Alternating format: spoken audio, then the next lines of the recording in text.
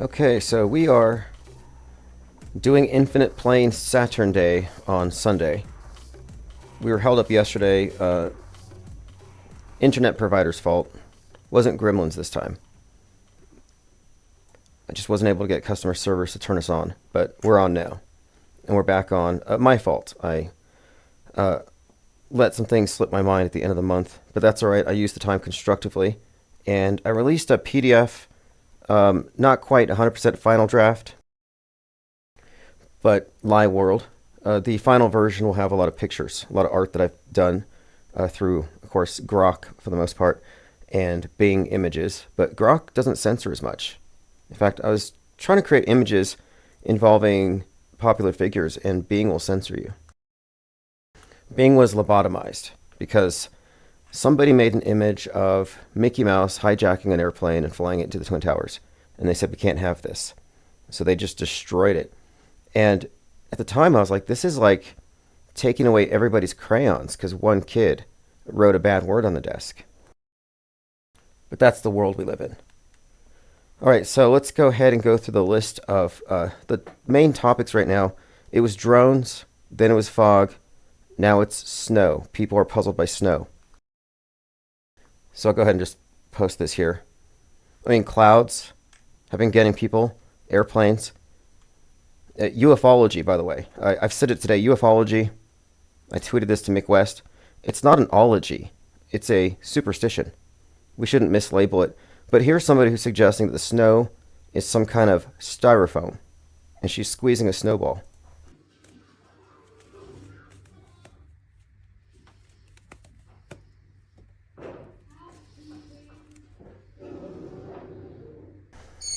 Says, I've made an observation because the snow was like styrofoam. I held it in my hand and squeezed it, and not a drop came out of it. When I did this as a kid, water would come out of it. Okay. And I feel like I have to warn this person not to eat the yellow snow. But that's where we're at. People are puzzled by snow, fog. Drones are somewhat out of the picture. MSNBC, Lawrence O'Donnell claims U.S.-born Army veterans are a greater terrorist threat than illegal immigrants. It's all about narrative here anyway. This is an info war. That terrorist attack with the ISIS flag, they're saying, oh, it's because he was in the military. He went to Fort Bragg. It's like, well, why didn't he have a flag that said U.S. Army? Go Army. Army of one. No, it was an ISIS flag. Like, their stories are contradictory. But here's a short clip where O'Donnell claims that U.S.-born Army veterans are a greater threat than illegal immigrants. No one has ever... And, just one point here to emphasize is that right after the truck attack, and I say attack in quotes, there were immediate claims that the person was sighted going through Eagle Pass, through the border, which just wasn't true. But anyway, let me play a short clip here. White, Roman Catholic American family with roots in this country that go back farther than Donald Trump's roots in this country. The New Orleans terrorist, like Timothy McVeigh, reached the rank of sergeant in the United States Army. The simple fact is... Timothy McVeigh made sergeant. And McVeigh's been somewhat, his ghost has been invoked here and there.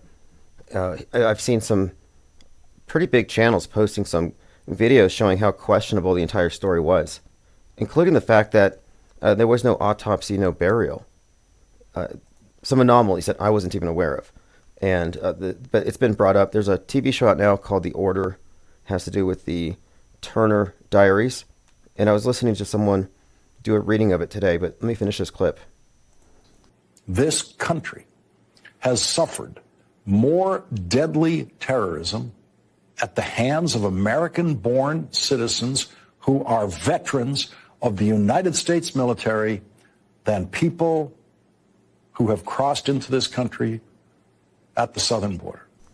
I love these moral equivalencies. Okay, let's see who's here. 144,000, 2,300 days. HBIC, Mazel, Frugal Snowbird, Matt X, Neon Shades of Gray. What up, long time no see. Yeah, internet was down, but I use the time productively. There's a few projects I'm working on.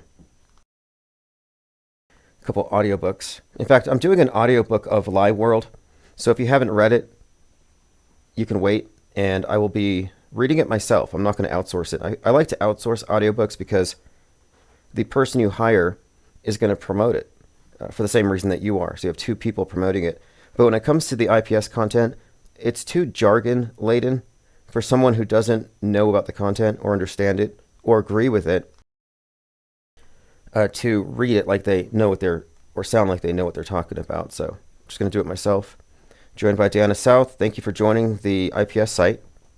Pell, Reverse History, Armin Ree, Mazel, P. Trippa, Deprogrammed Truther, Ted Stryker, Howard Boyd, says Shalawam Timmy Buddy. And I'm going to open up phones here in a bit too. Princess Poker Bear, Multi-Sea Dagger, thank you for joining. Okay, phones are open. 505-510-4226. I think last time we were here, we were talking about the Cybertruck blowing up outside of the Trump Hotel, and people are looking at this. And to be honest, I'm not disappointed in the level of skepticism that I'm seeing regarding this Cybertruck blowing up in front of the Trump Tower. I mean, the obvious symbolism, Musk, Trump, their whole bromance, but there's something else going on here where a lot of people are questioning whether it was a dummy, was it even real? I'm seeing what you could call auto hoaxing, where they're not even accepting the premise that it happened, and now we need to figure out why or who, but they're questioning if it was even more than just special effects. Why wouldn't it be? If the Trump ear wound was fake, why would we assume anything that follows that seems to indicate a threat towards him would be real? So, the Cybertruck fire reminded me of a scene from Back to the Future, said Princess Bear Poker. Yeah, and as I alluded to the other day, the day before the Cybertruck fire, Elon Musk had responded to a tweet that said, Cybertruck, fire emoji, fire emoji. And he said, this is the future.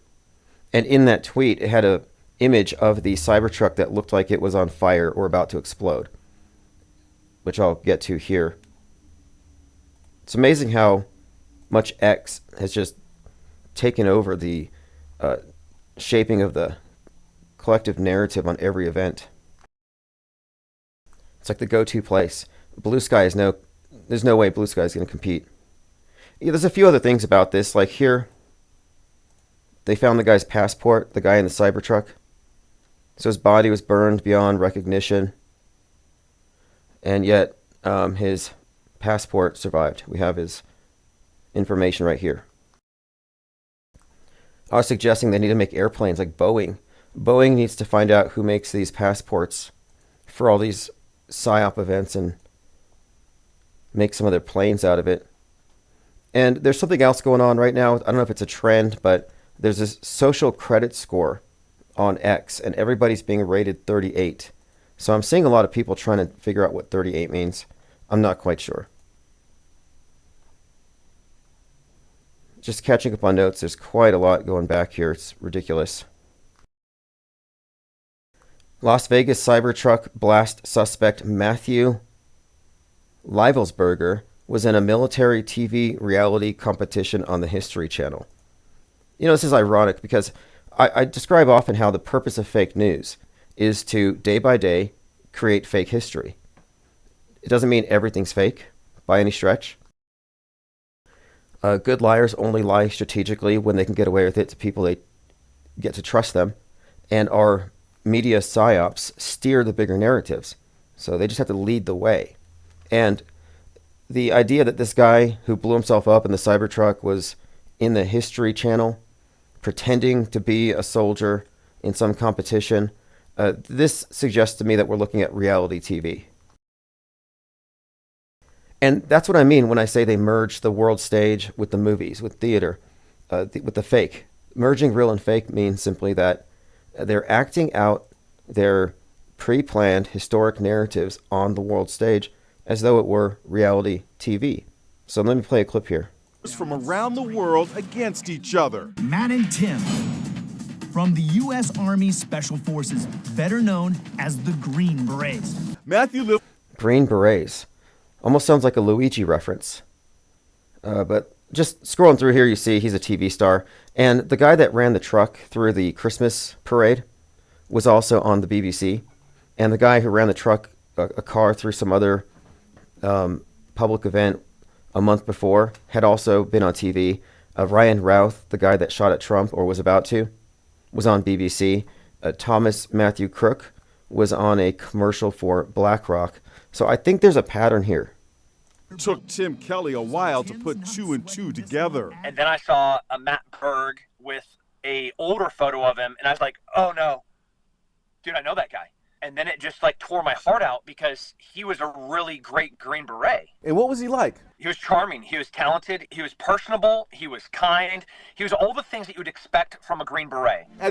Okay, there we go. So now we know that the guy in the Cybertruck, who drove through Albuquerque apparently, and I do notice Cybertrucks. They stand out. They look like these big metal trash cans with swingy lids that they have at the mall. It's like my first thought when I see these things. They're aesthetically just nightmarish. I don't know why. I mean, they look like appliances. I mean, the metal, it looks like my refrigerator. Bombshell after bombshell. Email from Matthew Livesberger claims drones on the East Coast are utilizing gravity manipulation. It claims China and the United States are the only ones with anti-gravity drones, and the U.S. needs to come clean about weaponizing exotic technology. I've seen a few other stories spin off here. Mango Penguin says off to a great year. Yeah, absolutely. Absolutely. I think it's like a very psyop-rich environment, likely because of something that's coming. They got to get our attention. January 6th, that's tomorrow. Are the Democrats going to January 6th? We're going to have some left-wing J6ers? It's likely. I was looking at some videos of gathering mobs. Lefties are, in fact, getting ready for some kind of insurrection. Now, here's an interesting point that 777 brought up. We had remarked on how Luigi was brought out dressed up like Lee Harvey Oswald. Same kind of setup as well. Like they're reenacting Oswald. And he said here, why did they dress him like Oswald? Is Luigi going to be taken out? So are they going to Jack Ruby him? Interesting question. Are they going to Jack Ruby Luigi Mangione? Now, I'm not a conspiracy theorist, but I have a conspiracy theory that Alex Jones may have been replaced by AI. I think he sold his likeness. I think this is a sim. I don't know if you've seen him or heard him lately, but he's not the same person. It's like an idealized version of him. He's fitter, he's tanner, better teeth. And he's acting like a WWE character, but on random. It's almost like he's flipping through characters. And I get the idea we're looking at some kind of AI Alex Jones. Like I think they replaced him. Kind of like that movie with Al Pacino called Sim 1, where there's this TV star who doesn't exist. She's a simulation. Well, I kind of think Jones has been replaced. Let me go ahead and play this short clip. CIA, hell, last week he put out tweets about the CIA at war with America. God almighty. Like, it sounds like a soundboard. You know, a soundboard has like their key clips and different voices. This is just everything Alex Jones has ever done or said. All his major takes and expressions. He goes from raging to crying to this maniacal evil villain thing. But he does it all in 30 seconds. Take a listen. Jones sold out retweeting that. God, I apologize to all of you. I'm sorry. I sold out. I tried to stop the pedophile rings, the giant Muslim kidnapping rings. I'm sorry. I kissed Elon Musk's ass.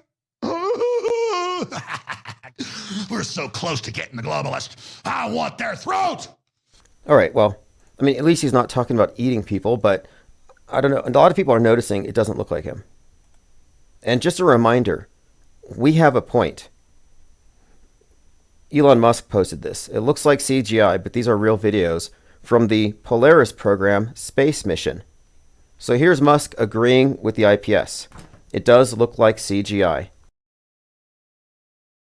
Now, just because it looks like CGI doesn't mean it is, but generally speaking, things in reality don't look like computer simulations.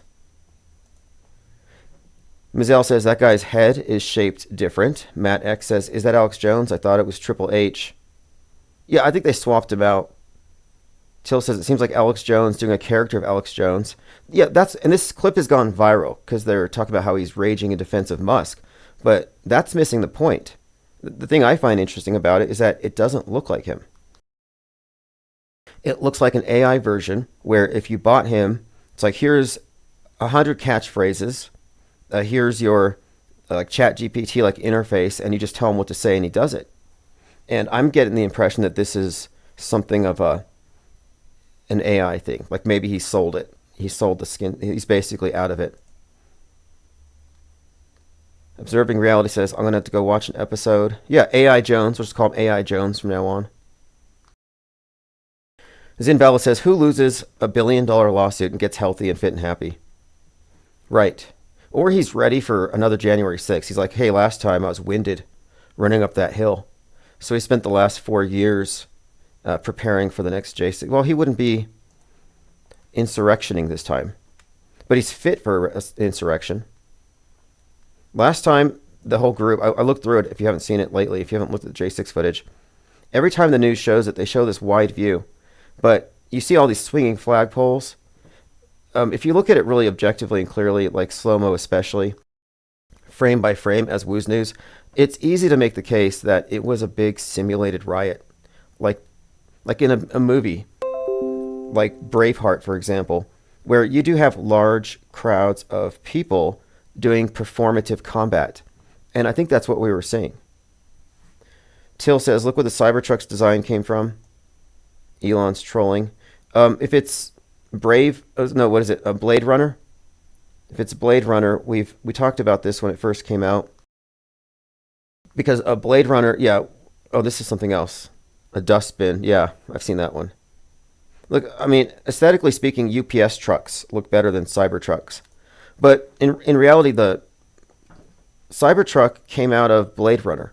And in Blade Runner, it was set in 2019 Los Angeles, which is the month and year that the Cybertruck was released. It's a deliberate sci-fi tie-in, sort of like Elon Musk himself. He's 100% a science fiction construct. And recently his father has come out even admitting that Elon Musk was deliberately named for the Elon, this character in the Wernher von Braun book, Mars, A Technical Tale. So continuing here, why is everyone getting a 38 score? I don't know. We'll get back to that one. So we're going to reach a conclusion here with regard to the final experiment, because a lot of people are mad that people are questioning the final experiment, and I think a lot of people are justified in their skepticism. Is it wrong to say I don't trust the source? Is it wrong to say that they would fake something like that? No. But we do have to acknowledge the facts as they are presented, if there are such facts. And I think we're going to have some kind of an answer to this whole thing tomorrow. This is called A Flat Earth Debate. Was the final experiment faked? And this is scheduled for tomorrow. So tomorrow evening at Fight the Flat Earth, he's going to be debating with Steve. Now, I don't know who this Steve is, but the subject of the debate is going to be, was the final experiment faked? And, whatever the end result of this particular debate, Witsit Gets It is never going to vape again. Because 90% of the skepticism is specifically a result of Vapegate. There's a couple more videos that I found interesting by Level Earth Observer. And this is just bizarre. In one moment, you have Witsit Gets It saying he doesn't vape, he quit vaping, and he accidentally brought it to Antarctica, and he was looking through his battery chargers, he found the vape and decided to just hit it. So he quit vaping, but he decided just to start vaping. And so, okay, that kind of doesn't make sense. I don't know how long a vape holds a charge, but it's just sitting in a bag. He accidentally... I don't think you can accidentally take anything to Antarctica. I don't know. I mean, I would imagine that everything would be looked through, but, I've read some stuff about how even certain things are prohibited, but regardless, he's not a vapor, but he brought his vape and he decides to vape. But he says he wasn't vaping on camera to pretend like his breath was foggy. So starting with that, let me play this clip. Yeah. traveling. That's because I used an old little bag I used for chargers, and it had a vape in there from way back in the day, because I did used to vape. I don't vape now. And so I did hit that vape a couple times when I was in Antarctica. But I did absolutely, objectively not hit a vape, walk over to the scene, to the screen, and then exhale it to fake my breath. Okay, so he's adamant just over 3 days ago, didn't take a hit on a vape. Of course, I highlighted the water situation. So he's a non-vapor again. But now, here's what he says after this in a different conversation, where he's talking about how he keeps his vape in a pocket in his sleeve, and it's really easy for him to vape it whenever. Here we go. I would exhale real quickly, then I walked over there. I tried to make sure there was no smoke anywhere involved whatsoever. I exhaled so far away from the computer that when I saw my breath, I was surprised, right? Because I was like, oh, what's up now? And I also had drank water when I went inside. So I'm like, what's up now? You guys are about to see my breath. So there's a lot of over-explaining. It's just kind of strange. I think it's funny in a way that he appears to be pretending like he can show his breath fogging, but he can only do it for one breath, and then the second breath, it's just like a little bit. I'm like, okay. And then he says, what up now? Like, I proved you guys wrong. Look at me, I'm in Antarctica. So that's a little shady. It's a little sketchy. You shouldn't have to fake it. But, yeah, and also, yes, Jaron did also admit that this guy had a vape, but why would you say you're not a vapor? And then you have a vape, and so you decide to just vape it. And then here, this is what's purported to be evidence that he was pretending to breathe, and his breath was fogging, when in fact he's kneeling and hitting the vape pen. So this is something that speaks very highly. So people want to attack the critics of the final experiment. To me, this is excellent skepticism. This is crowdsourced intel. This is random people on their own doing their own research. You're going to tell them it's disgusting to do their own research, that it's wrong for them to question their community influencers. Leonard says sketchy. Vape doozled, said Salty Siren. Exactly. Shill-splaining, says Princess Bear Poker. Yeah, here's what I find kind of bizarre about it. If I was going to go to the foothills here, out in the Sandia Wilderness, I could record 30 seconds of footage on my phone and unequivocally prove that's where I am. And yet they're not able to just make the case in 30 seconds. Like, what's the deal? It's like, what is the deal here? Why is it so shady, questionable? And then you have these things that shouldn't even be said. Like, how many of these individuals said, hey, these mountains, haha, look like they're right over there. Like, I could touch them, but they're 10 miles away. Like, that was shady. The only person who would say, those mountains 10 miles away look like I could touch them, would be somebody in an MGM, Amazon, or some kind of studio like that. The Mandalorian was shot in one. So that's what we're bringing up. And whether or not that is the case, it is good to know such things exist, because that's how they're going to fake the moon landing, rather the moon bases and the Mars bases. But something else too, I don't know if it's, I don't know how people are explaining this away. So I'm not even making any real judgment calls on this, other than I need more information because it's so shady. So here's an example. We Are Change, Justin Robert, who often confronts the astronauts about bubbles in space and about faking the Challenger explosion. Many of you know him. And he said, I stand with Witsit Gets It. He's handled the claims of faking Antarctica well. Listen to his entire stream explaining his criticism. But then he adds, lights in the sky will not determine the shape of the floor. I don't know what to make of that necessarily. It sounds like cognitive dissonance. But for the most part here, this is the tactic. Having influencers tell you not to trust your skepticism, not to hold on to your doubts. And I'm saying keep doubting until you're convinced. I'd like to be convinced, please. I would like to be convinced, but I'm not, because I don't trust these people. I mean, let me just bring it up like this. This is like a point that I wanted to raise the other day, is that if it was faked, who do you think faked it? If the final experiment is a hoax or a psyop, who was behind it? NASA. There's no other explanation. So if we're looking at this thing skeptically, it's because we're looking at this as a potential NASA hoax, a hoax on the scale of a fake moon landing. But the absurdity of it, of faking something like this, yeah, it's like, why would they do it now? Why not 8 years ago? And even if it was perfectly legitimate, it's funny in itself that these people who have spent years criticizing and criticizing without doing their own investigation finally do it, and now they're subject to that. But that's how it is when you're surrounding yourselves with non-believers and skeptics.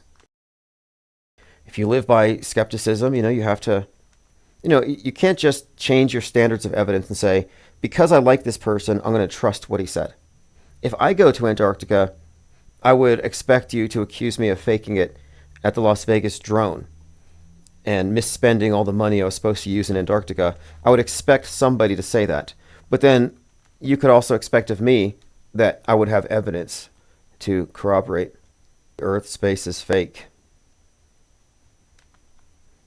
There are some people suggesting that there's a real sun and an apparent sun, and the apparent sun is the one that you see in Antarctica, and it's not the other sun. But to prevent that, I did see images of sunspots that suggested that we're only looking at one sun. So how does anyone explain it? How would you explain the sun remaining in one place, on one section rather, of Antarctica, which is supposed to be an entire perimeter? But before I can even confront that, I have to know for sure that what we are shown wasn't a hoax. Woodchipper says, lights in the sky do not determine the shape of the floor. It's a Jaren quote. I've heard that for a long time. Back when I first started talking about this with some people, I heard that mantra from someone when we were talking about southern star trails. And it's kind of a non-answer, if anything. Whereas the ice wall says Tomanoid. I never maintained or believed in any sort of ice wall. I always thought it was kind of a joke. I always thought the most likely explanation is human greed, power, control, that kind of thing. So if there's some kind of deception regarding the maps, it's going to be done for the same reason that they have deceptions regarding our mental maps, our histories. So in other words, they're hiding land, hiding resources. Like that would be the most likely explanation. We're quarantined. We don't have access to the good parts. And they show us crappy CGI versions of it, so we never know what we're missing. That could explain it. That explains it a lot more than science is hiding God, which makes no sense. Biblical flat earth was a non-starter because we're not talking about a theological proposition. We're talking about geography. And I think we need to keep our conversations focused. Let's not bring the Bible into a conversation about whether we're looking at fake blood or if it was a real event. We're analyzing psyops. And the flat earth topic has just been too mixed in with religiosity. And with that becomes just a cluster of beliefs, and it never got anywhere objective. And the people who had faith in it didn't feel the need to investigate. They wanted to congregate. I started calling them conference earthers because they're like gathering in conferences trying to build a consensus instead of going south and proving their claims. And the IPS was behind a number of individuals who wanted to go to Antarctica. 2020 kind of put a stop to it, but we could not get any widespread support. I brought this up to everybody, anybody who's anybody in the topic, and they all said the same thing. You can't go to Antarctica because the Navy ships there will shoot you. You can't go into Antarctica because humans aren't allowed. 1957 treaty. They would just throw these phrases out there and the conversation would end. But now, suddenly, it's okay to go. And if no one trusts the final experiment, you have one of two options. You can be accused of reality denialism, or you can go get your own evidence, which means you can go on your own. Because to reject that evidence is intellectually dishonest. And you can't just move the goalpost. You can't say, if you prove this, then this, and then change at the last minute, which is kind of what happened. So if anything, we just need to send somebody that we trust. And one more thing, I haven't seen it. I'm trying to get this. Flatzoid put out a video where at Union Glacier, there's a 24/7, 365 still cam. And the stationary camera was covering the same area where the flat Earth final experiment took place. Well, if you remember, the final experiment took place under a clear sky. But strangely enough, the static cam recorded an overcast sky in the same area at the same camp. So who are you going to believe?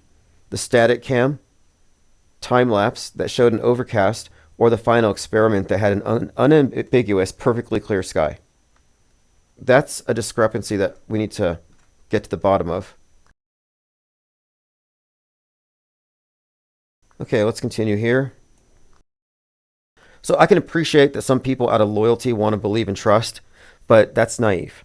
Anybody can be purchased or compromised. I mean, trusting people in the conspiracy realm is also highly questionable. And what I mean is, this is an area where discourse goes outside of the bounds of government media mind control, and they have a vested interest in controlling what people think. And from our own observations and experiences and interactions, we've encountered many people who were federal informants who were just conspicuously put in front of entire groups of conspiracy theorists based on their opinions. So I'm like, why is the Flat Earth Conference led by a bunch of questionable individuals who are 1 degree separated from the worst types of people on Earth? Why do you have parolees speaking at a Flat Earth Conference and talking to the Daily Beast and giving them talking points to use against the free flow of information? Because that's what came out of it. And when we got to the bottom of it, we realized, okay, a lot of the people who are platformed are compromised, really just puppets. Dirk Zink says, look how they paid off all the doctors during COVID. I wonder how much they paid all those dancers. And who did the choreography on all these dances? There needs to be a deep dive research into the COVID dancers. It's like nobody remembers that we were told one story, but you look at the videos online and all these hospitals are doing synchronized, choreographed dancing, goofing around, really. I mean, playing around in the hospitals like it was a playground. And that's just what we saw. I mean, it looked like they opened up the pharmacies and said, just have fun. But we saw them playing, like basically doing music videos, clowning around, pole dancing, got an IV thing, and they're pole dancing on it. But I'm sure that's all they did. Okay, continuing here, going down my... Now, this is something that I was trying to catch up on. So I've been watching the series called The Boys on Amazon. And the reason why is that the season finale had a title called Assassination Run that was changed after the Trump event. And this episode aired 5 days after Trump's ear was shot. So here's something that I noticed yesterday, because I've been watching the series. Actually, I completed it. So the 4th season, 7th episode, had 2 references to Oswald. A reference to Oswald and a reference to Dealey Plaza. And that episode and the following episode were both about a plot to take out the president. So that was the main theme. Now, it's not a coincidence that the main character, the Homelander, is based on Trump. I mean, this is like satire. You have another character, Sparkles, who's based on Marjorie Taylor Greene. I'm pretty sure there's a Candace Owens character. Like, you can see these direct parallels because... So this takes place after a January 6th like insurrection thing, where you have this plot. Now, on the episode prior to the final episode, you see this poster on the wall. And it is the Homelander, and I'm putting it up on the screen now, posing with the sky behind him, and then behind him you have the American flag. And right in the center, that's a bullet hole. The screen has a bullet hole on it. So it's like he's, okay, so again, season 4, episode 7. And then there's some guy behind him with sunglasses. I think that's the Washington Monument. But anyway, this is the Trump character. And I would call this a predictive programming proxy. So he's a stand-in for Trump. And if this wasn't so, if it wasn't so obvious even, Netflix, I mean, Amazon wouldn't have changed the show title. So here's just the juxtaposition. Here's Trump, sky behind him, same angle, cloud flying back there, guy right behind him with sunglasses. See how closely that aligns? Even the guy with the sunglasses behind him. So this is, again, a bullet hole on that picture. This is season 4, episode 7, talking about Oswald, talking about a couple of things like the Dealey Plaza. Now here's the next part of it. So the very next episode begins with this. This is season 4, episode 8. Viewer discretion advised. This episode contains scenes of fictional political violence. Any similarities to recent events are coincidental and unintentional.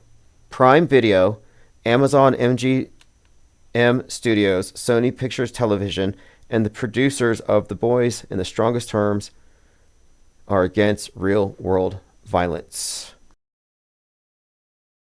So they had to put this on the next episode, and they changed the title from Assassination Run. Now, interestingly, in that episode, the first one, the character, the Trump-esque character, commits some horrendous act of violence, and he's sitting there smiling with his face covered in blood. And so when you look up this series, and of course now it's just the season finale, and this is one of like 50 examples I could bring up.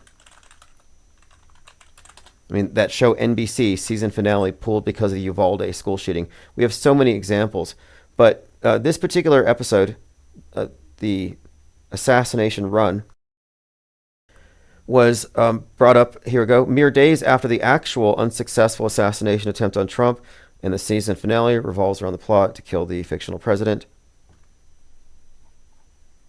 But if you look at any of the images associated with this finale and all the reportage, you saw the Homelander Trump character with his bloody face.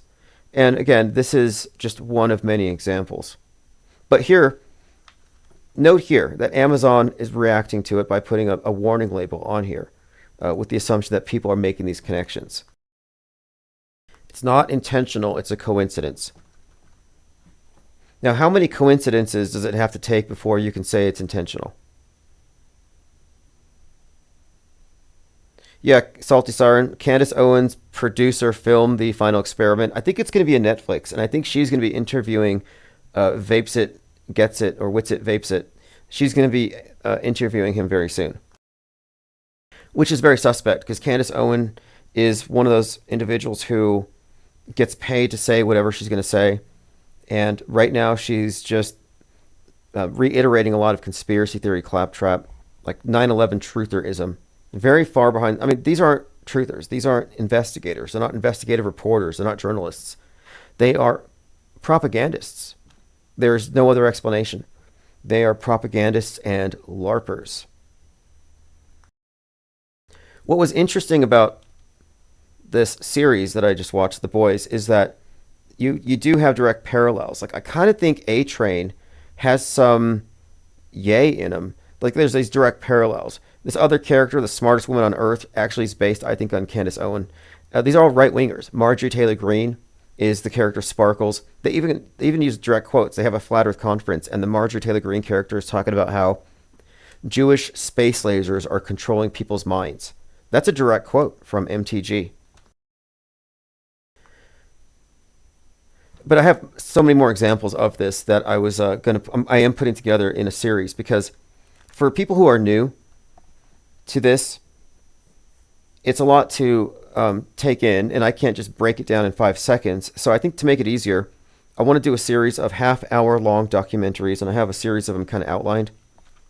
And the first one I'm going to do is about Butler, where in half an hour I break down as best I can the correlation between a fake event and the saturation of the event through the medium of entertainment.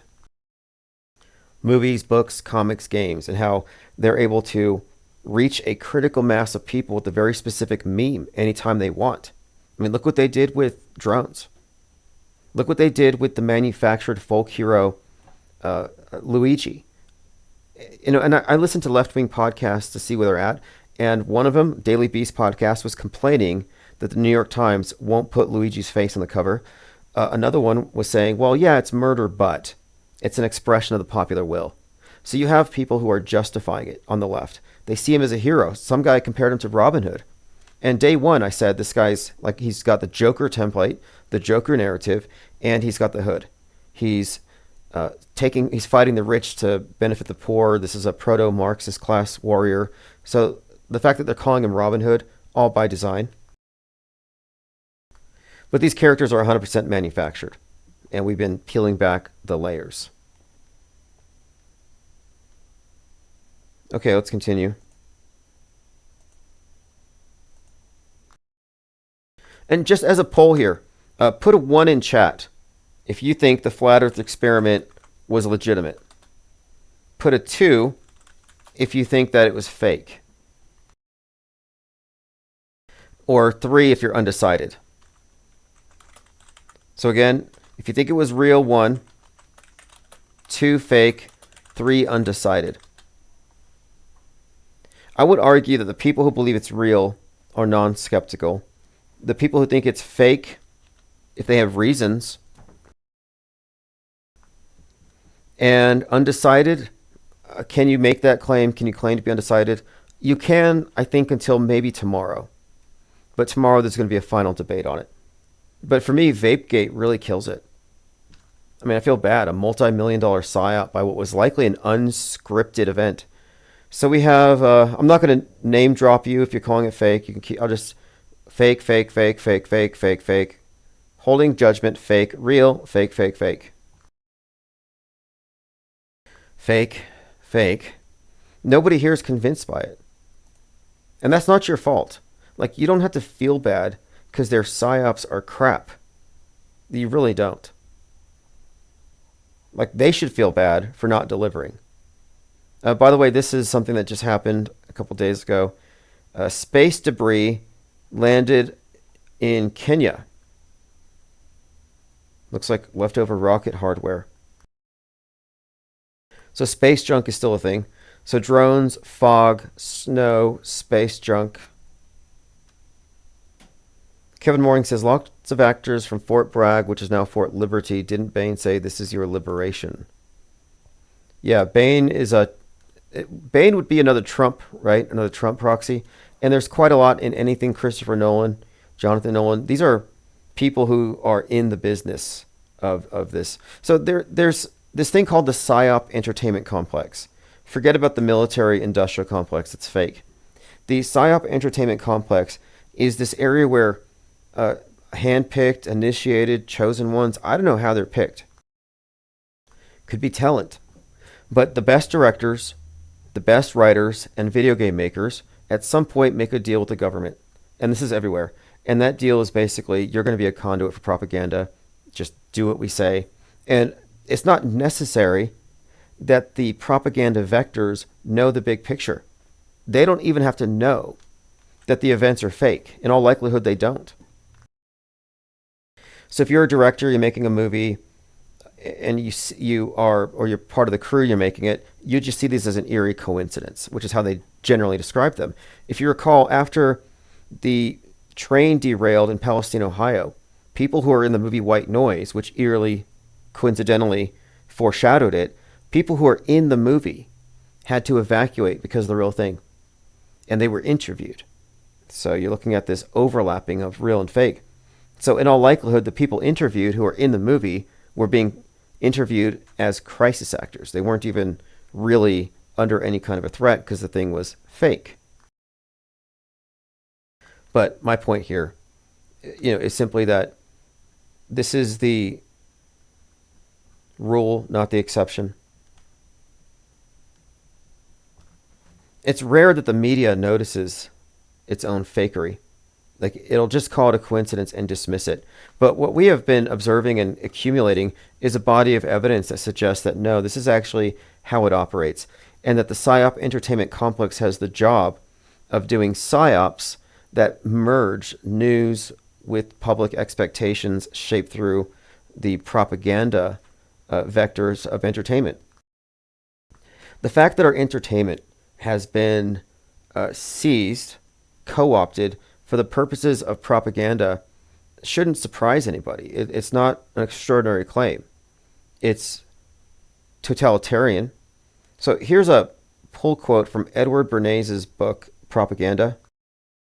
It says, chapters 1 through 6 address the complex relationships between humans, democracy, psychology, corporations. Bernays' thesis is that invisible people who create knowledge and propaganda rule over the masses. They have a monopoly on the power to shape thoughts, values, and citizen response. Engineering consent of the masses is vital for the survival of democracy. Well, here's the quote. The conscious and intelligent manipulation of the organized habits and opinions of the masses is an important element in democratic society. Those who manipulate this unseen mechanism constitute an invisible government. This is the true ruling power. We're governed, our minds are molded, our ideas suggested by men we've never heard of. So this isn't just like a conspiracy theory. It's not just conjecture. This is not sci-fi. Edward Bernays is the founder, the creator, progenitor of public relations, of perception management stunts. Not only that, but his nephew is the founder of Netflix. This is something we've talked about before. They're related to Freud, but my point here, this person had actually put his ideas into action. And so he's very well known for what you would call perception management stunts. Or psyops. Okay, next. Now this is something I meant to play this quote here. People think this is a slip. This is Wits It, Vapes It, Gets It, where he's... Today I'm going to be saying goodbye. I have to play this clip. Now, it could just be a slip, but you remember, in one of the early videos, there were some people remarking on how they looked like the mountains could be touched. Like, I could touch that mountain right there, even though it's ostensibly miles away. But it looks like somebody here said something, or he said something to the effect of a screen. It's a screen slip up. And here's the direct quote. Objectively, not hit a vape, walk over to the screen, to the scene. Let me play this clip and you can decide for yourself. Are people being too hypercritical? You know, is this too much? Should we just give the benefit of the doubt? Okay, here we go. I'm going to play this clip here where I think he says something about a screen. Now, again, this is possibly grasping at straws, but... Camera, okay? This was just over 3 days ago. He's claiming that it came down to him drinking some water inside the cabin. Of course, I highlighted that's ridiculous because you don't have to hold your breath. That's another point, too. He had suggested he walked to the cabin in order to moisturize his mouth so that he could demonstrate breath fog. But if that were true, as is pointed out here, why did he leave the water bottle in the room? Why wouldn't he have taken it out there? So that's an interesting point. But anyway, people are remarking here that he said the word screen at 2 minutes and 50 A couple seconds. times when I was in Antarctica, but I did absolutely objectively not hit a vape, walk over to the scene, to the screen, and hit. Walk over to the screen. That could have been a Freudian slip. Absolutely objectively not hit a vape, walk over to the scene, to the screen, and hit. Interesting. Dinah South says, why not walk 5 miles and touch the glacier? Good question. Yeah, that's my thing is, what are they not showing you that if it were real would be there? You know, what is conspicuously absent? So anyway, there's a reason why people think it's sus. Saying the word screen, the drone object detection sensor going off as it went close to the screen. Yeah, there was a boot left in the middle of the thing, some weird masony stuff, which I don't even think you need to get into. I mean, do you need to throw in the weird boot thing? I don't know. I mean, that is kind of weird, I have to say. But anything that they've done has been scrutinized, and I applaud the people who are scrutinizing this, who are questioning it. The whole point of it is not about the shape of the world. You know, that's really not my point here either. I mean, who really cares? This is really about worldview, how you get it. And the institutions that we have entrusted with telling us what's outside of our direct range of perception have been proven to be pathological liars. That's why we're not trusting. Zinvala says, I think seeing is more of a slip than computer screen. Right. Was this, this could have been filmed here in Albuquerque at the New Mexico Netflix studios. How hard would it be? This is like rear screen projection.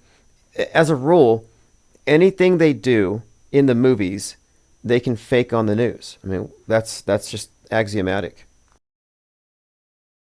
Now, if you're saying that they couldn't possibly fake being in Antarctica on film, I would ask, well, then how do they fake being on Mars in that Matt Damon movie? Like, obviously, faking alien environments is not that complicated. What about the tracking devices? There are other questions, and this is all going to be brought up tomorrow. But you have to assume, too, again, if it's fake, it's not like Jaren's faking people or Witsit or McToon want to pull a fast one. If it's faked, the only conclusion you can arrive at is if it's faked, it's a NASA psyop. It would have to be. Who else would be behind it? If this is legitimately not real, then you're looking at the work of NASA. So that's kind of what's steering my take on it. YD says, you're not buying into the narrative of it being fake.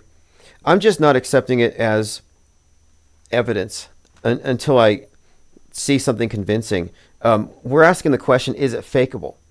And if you think it's not fakeable, then you're not aware of the fakeability of alien environments. But was this entire thing fake? Well, I think it's unlikely that someone like McToon would be secretly a flat earther and trying to conceal this. That wouldn't make much sense. Shape trader is what he would be called. But I'm not even making the point that I think it's fake. I'm saying I don't believe it's real based on what I've been shown so far, because it fits within the framework of fakeability. And if we're talking about this being a hoax, we have to look at it critically, as we would anything else that we look at when we're presented with something from the space agencies. Obviously, it's not a green screen. Green screen is old tech. They still use it on the ISS for some dumb reason. If they did demonstrate a 24-hour sun, it in no way validates all the space fakery. But I'm kind of ambivalent about it. Like, it's not like I am calling it fake because Witsit did the vape thing. That's just comical. And they should be taking it better. They should be... really, how difficult would it be to unequivocally prove that you're in Antarctica?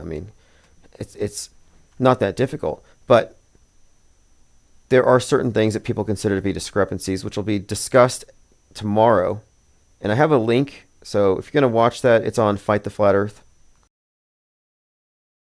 But there has to be rules with debates. Like, somebody has to win, somebody has to lose. At the end of the debate, there has to be some concessions. Like, okay, fine, it's a ball, or the ball model best explains, but you can't consider it a full model without explaining what space is if what we've been shown from outer space has been invalidated. So if the space fakery is indeed fakery, which I say it is, then I couldn't possibly settle on the globe model as being 100% accurate. The map can't be the territory. We have to have more information. And I'd say the same thing with the flat earthers. Like, you can't say you're on a flat earth. You need more information. All right, phones are open, 505-510-4226. And if you do think it was real, call in and tell us what convinced you. Because if you were convinced by low information, this is something I would throw in here, is that to be convinced because you saw it or you trusted somebody, or to say, I don't know, I'm just going to trust them, that's low information belief. And I'm against that. I think if all you have access to is low information, then you should say, I don't believe it yet. But you have to get as much information as you can. And so I got the information. I watched what they presented us with. I examined all their evidence. But then I also added on to that other information that came to me from the other sources. Like, hey, look, simulated virtual reality set or virtual sets, LED screens, Las Vegas Sphere. Then we're throwing in Vapegate. No penguins. So all kinds of red flags are going up. So with our broader base of knowledge and information, we're saying, okay, well, we don't believe it. We know what you know, we've seen what you've seen, but we have a little more information. So I'm just saying this is informed disbelief. But if you believe it, please let me know what you found compelling. 505-510-4226. And then at the end of the day, if it's real, it's going to be demonstrated as such, and then we can move on. It shouldn't be that difficult. It's the same problem with the mass media, is that they own the burden of proof. If they can't provide it, they can't shame us for not believing, which is what they do. So right now, I think it's ironic that the people on the flat side are having to experience skepticism from the perspective that the media has felt it this entire time. And when the media lashes out and they call you a conspiracy theorist and crazy, that's kind of what you're doing. That's kind of what they're doing. That's what they've done. When Jaron said you're dead to him if you don't believe him, that's like CNN saying you're just a conspiracy theorist crazy person who should be 5150. So I think we should encourage skepticism, but it has to be, of course, legitimate good faith skepticism. You can't reject evidence. Kevin Morin says, Friday, the Don gets sentenced in Gotham. Is Q going to finally go away? Is the Q movement going to die off now that Trump got his way? The whole thing was just part of an election strategy, if you ask me. The whole thing was just a way to get conspiracy theorists to become GOP. So just to recap here, I just want to point out what the IPS think tank has done. Because, we're not just, you're going to go to Awake Souls channel. Interesting. So those guys are simulation theorists. And I would say anybody with a model is arriving at a conclusion prematurely. As far as I know, they haven't traveled. So when they say, believe my model, I'm like, I don't know. For the same reason, I don't know about Antarctica. I don't know about their video. And I'm not ignoring stuff. I've actually looked through several videos of people in Antarctica, and I compared it to the final experiment. And maybe it's just me, but the final experiment looks a little stagey. Everything's so clean, no wind, clear skies, nice weather, their ears aren't turning red. It doesn't look like the Antarctica in the other videos that I've seen. So these discrepancies are reason enough to give me pause. But I just want to point out that what our channel has done over the last couple of years specifically is we've been confronting what I call guardrails. These are false explanations or narratives that prevent people from calling out the fakery or even perceiving media fakery itself. So here's a short list. We have defeated chemtrails, the Mandela effect. We exposed the QAnon psyop deeper than anybody. We even have info about a QAnon psyop operative in the White House press corps. We annihilated false flag theory. False flag theory is just defunct. We've removed the bloody guardrail. The bloody guardrail being maybe somebody died or somebody died at that event. Okay, we've dealt with that. We've also figured out the method in the madness with regard to propaganda messaging and foreshadowing, which precedes future fake news events. We figured out the alignment, the entrainment between entertainment and news. So we do have the best and clearest explanation so far for the very purpose of fake news itself. So this is just something to point out that our think tank has a purpose. This is the objective breakdown of media fakery. And I don't like getting sidetracked. And we've dealt with different rabbit trails at various times just as a way of, I think, clarifying our positions. And we are challenging a lot of orthodoxies. So, for example, any kind of claims that there are dark occultists planting messages in media, like those types of ridiculous claims, we've kind of done away with it because we have figured out that this is actually quite mundane. Joe Santos says, the other video of the same camp, they almost fly a drone 1,000 feet up to show the whole area, but it doesn't seem like they did that. Yeah, I was told about that too. I mean, I was shown the drone footage, but I thought, that drone footage, it's like I've seen rover footage on Mars. They show it every week now. Oh, look, live on Mars. It's like a squirrel runs by. It's like, come on. You're in Arizona. That was a ground squirrel. Or flies. YD says, be clear, it's not a simulation. It's a stereographic virtual reality. I don't know if that's true. I don't have a term I'm not a simulationist. I'm not a flat earther. I'm not a gloober. But I do think I have something of a model. I could say a metaphysical model, but shape isn't really the main feature, if anything.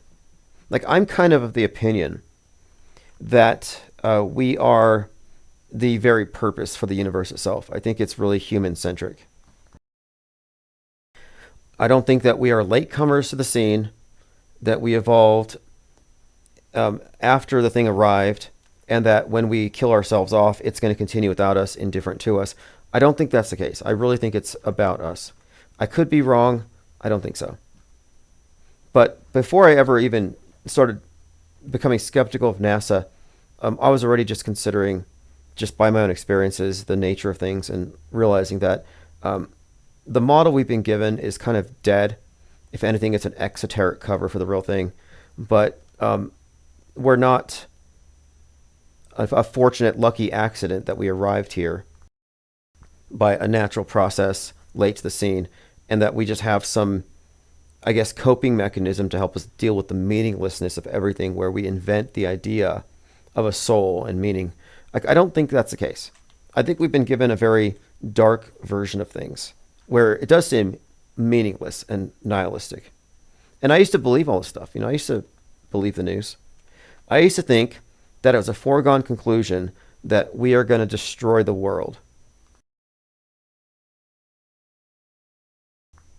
Here I am says, sim reality isn't different from virtual reality, same concepts. Yeah, I've studied simulation theory lately because it's been a subject of debate, and I've concluded that it's not a theory. It's a hypothesis, it's an idea, but it's not a theory. It's not falsifiable. And then what's more, it's a theological concept. It's a monotheistic metaphysical construct. So it's just another way of invoking God. And since we're on the topic, and I wasn't going to get too deep into it, but I want to bring this up because a number of people say the coincidences that you point out between the news and the entertainment are so complex that man could not have done that. They'll say, it must have been the result of a higher power. Man couldn't do that. That's just way too complicated. Are you saying that man scripts everything? People have these deflections and straw man representations of what we're saying because they are incredulous that man could be doing all of the predictive programming and fake news events and orchestrate it all. And what I'm saying here to that claim is that while simulation theory, and this is according to Nick Bostrom, is predicated on the idea that man builds the simulation and that we're living in it. So we're living in a simulation according to this theory, a simulation created by us. So if man can create a simulation and create you in that simulation and give you the illusion of autonomy and agency, then why couldn't man screw with the media in what is little more than just propaganda? So no, I really don't think we need to grasp at these far out supernatural explanations for something that's very simple. And this is not a new thing. This has been the go-to explanation since 9/11 truthers came out. And then you had this subset of people who were saying, well, the two towers symbolize this. It happened on this date and these numbers are there, so therefore that. And I've noticed all these things and I've talked about these things. And I said, look, it does appear to be the case that there are occult significances wired into these stories. There's also these narrative templates. So these are multifaceted stories, but the misdirection line here, I think, is simply that these events are being orchestrated by supernatural agencies. And why would that even matter? It matters because the introduction of a divine entity to explain what you can't explain would conceal the real explanation. It's like, well, God did it. Well, maybe not. Maybe there is a man behind the curtain. And what we have consistently found by looking is that you can find connections or correlations between the directors of various movies, the messaging they put in, and future fake events. So we've been noticing this, and I've described this class of writers and directors as metascriptors. So we're living in a news-bent reality. Our news is bent to favor the worldview as projected or broadcast by the worldview monopoly, which is what I would say it is. It's a monopoly. But it's comprised of really just not just fake news, but also all of the entertainment is conscripted for the same purpose. That's why there's very little difference. You can watch something on Netflix and you see it on the world stage. I watched The Madness, and then I watched the whole Luigi Mangione thing happen. I watched all the time. I say, if you want to see what's going to happen on the news tomorrow, watch Netflix today. And there's reasons for this, though. It has to do with our attention. And it's not a metaphysical, it's not a supernatural thing. It's not about, quote, loosh. It's about programming, post-hypnotic suggestion, selling you narratives. It's like advertising. These are covert influencers. These are like the perception management operations that Edward Bernays wrote about. So they're shaping world view all the time.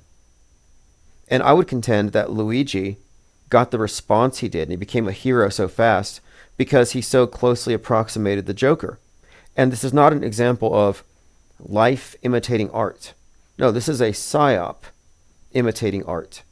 And the art was created with the intention of saturating the public minds so that they would become predisposed to like this Luigi character or identify with them. So I'm suggesting here that the directors don't need to know the specific political utility of their propaganda, but they know they're doing propaganda. Another good example of this, and these examples are so mundane, so prosaic, that you can rule out supernatural causes. So, for example, when the Game of Thrones House of the Dragon came out, right when that movie came out, that series came out, the Roe v. Wade leak happened, and you had protests in the street because women's rights were being threatened. So you have the pro-abortion march. They're mad because of the whole Roe v. Wade being overturned. And then I turn on HBO, House of the Dragon, and the opening scene is the Queen dying during childbirth because it was a very barbaric situation, and they had to let her die to have the male child because the most powerful woman in the country was still just a broodmare for the state, and the male child had all the value. So that message about her lack of bodily autonomy and the barbarism of the men just deciding what to do with her like she was a barnyard animal, yeah, that was not a mere coincidence. It's what I call concerted messaging. And I have many more examples, and we have to come up with our own terminology at times. So concerted messaging or coincidences. A recent example was the unveiling of the 90-foot tall Onaman monkey god statue that was revealed out there in Houston, and how the timing of that monkey god corresponded perfectly with the video game Black Myth about the monkey god, which had a record-breaking 1 million plus people live stream playing at the same time in the role of that monkey god. At the same time, we had the monkey pox unleashed. The WHO declared it a global emergency. This was August 14th. And then on the same day, Apple Plus releases the movie with Vince Vaughn, Bad Monkey. This against the backdrop of HBO, Chimp Crazy. The lady has a chimp. Then you've got the Planet of the Apes. And then, of course, we were talking about the movie called Monkey Man, where this guy puts on the monkey god mask. And it was a Jordan Peele production, came out on 3/11. But anyway, I had a list of like a dozen or so instances of within a short span of time, the monkey god was just blasted everywhere, like a force meme. But connected with this video game, this 90-foot tall statue, I'm like, okay, are we looking at some remarkable coincidences, or are we looking at concerted messaging? And the answer is concerted messaging. And that's just one example. And I'm just sort of scratching the surface on it because there's an underlying meaning to the monkey god and this reoccurring theme of this rage virus. And by the way, the guy who wrote 28 Days Later about the apes, the chimps who are turned into violent psychopaths by watching violence on TV, the guy who wrote that is the director of Civil War, which we're about to live through, I think.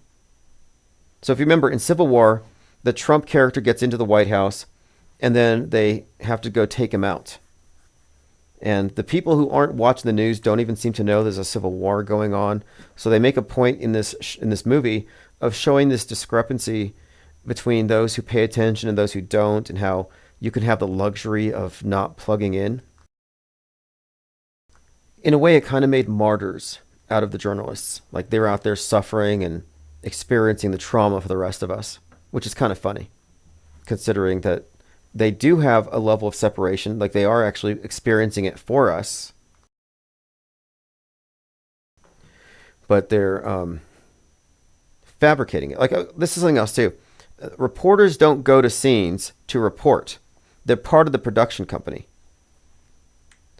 Copaesthetic says new monkey movie coming soon. Yeah, I think there's the Stephen King monkey.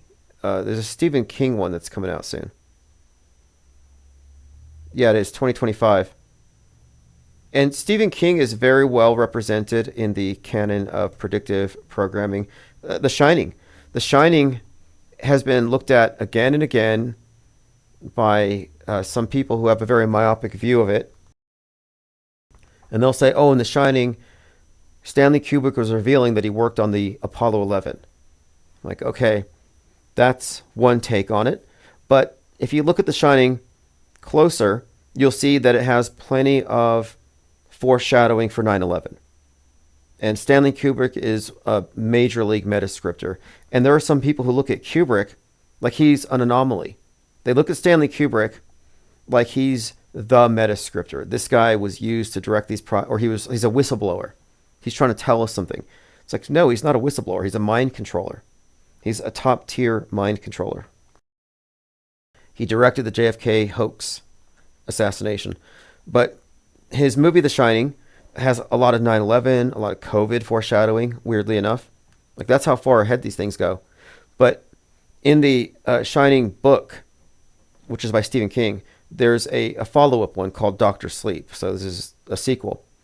And in Dr. Sleep, it has a psychic child who predicts 9/11.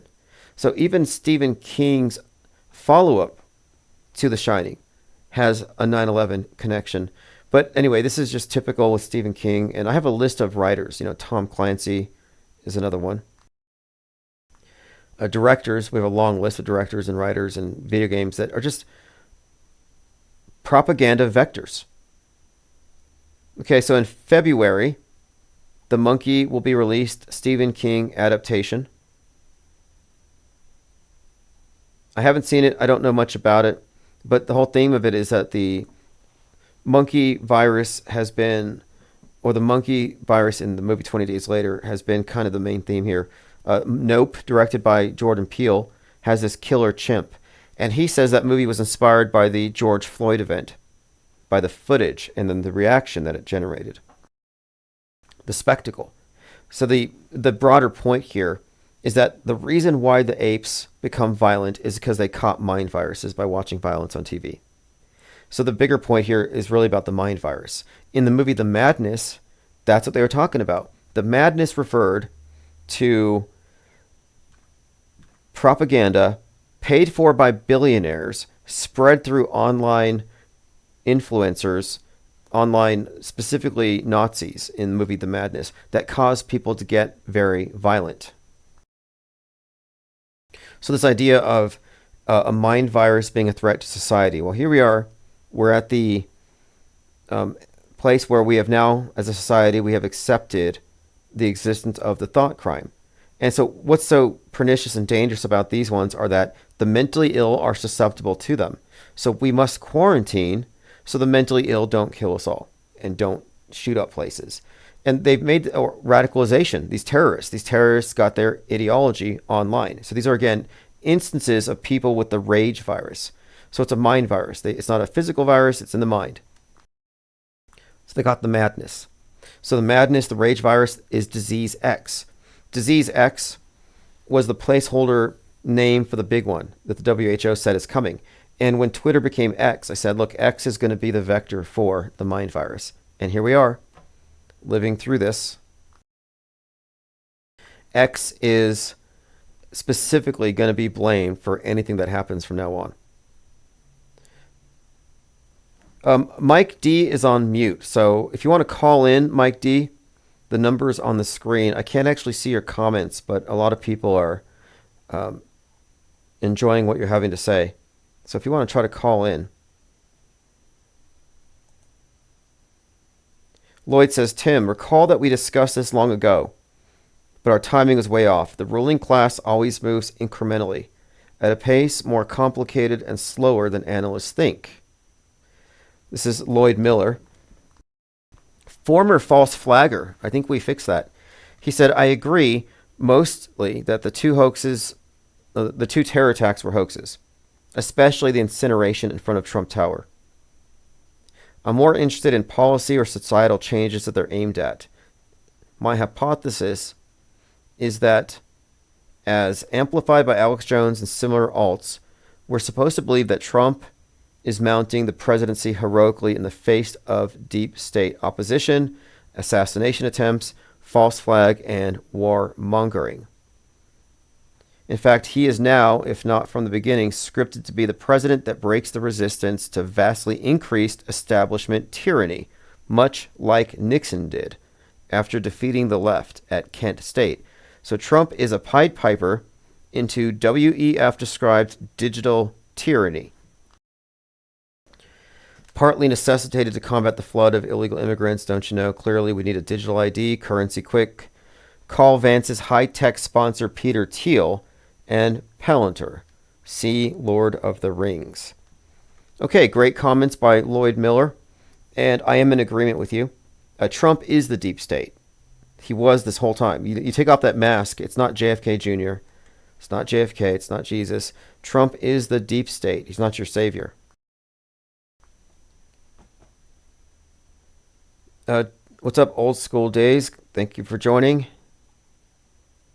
Lean Dion says, the Trump bomber said Americans only respond to violence and spectacles in his manifesto.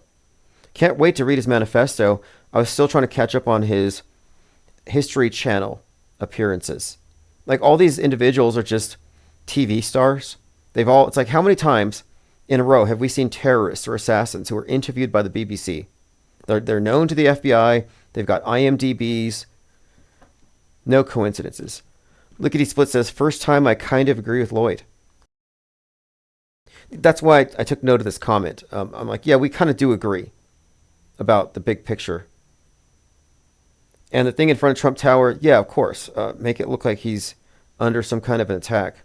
But again, if the ear piercing was fake, then the Cybertruck melting or blowing up, that was all fake too. And his passport surviving, give me a break. It's kind of funny how Neo's passport has 9/11 in it. And 9/11 passports were such a big deal the first day because that's how they figured out who did it.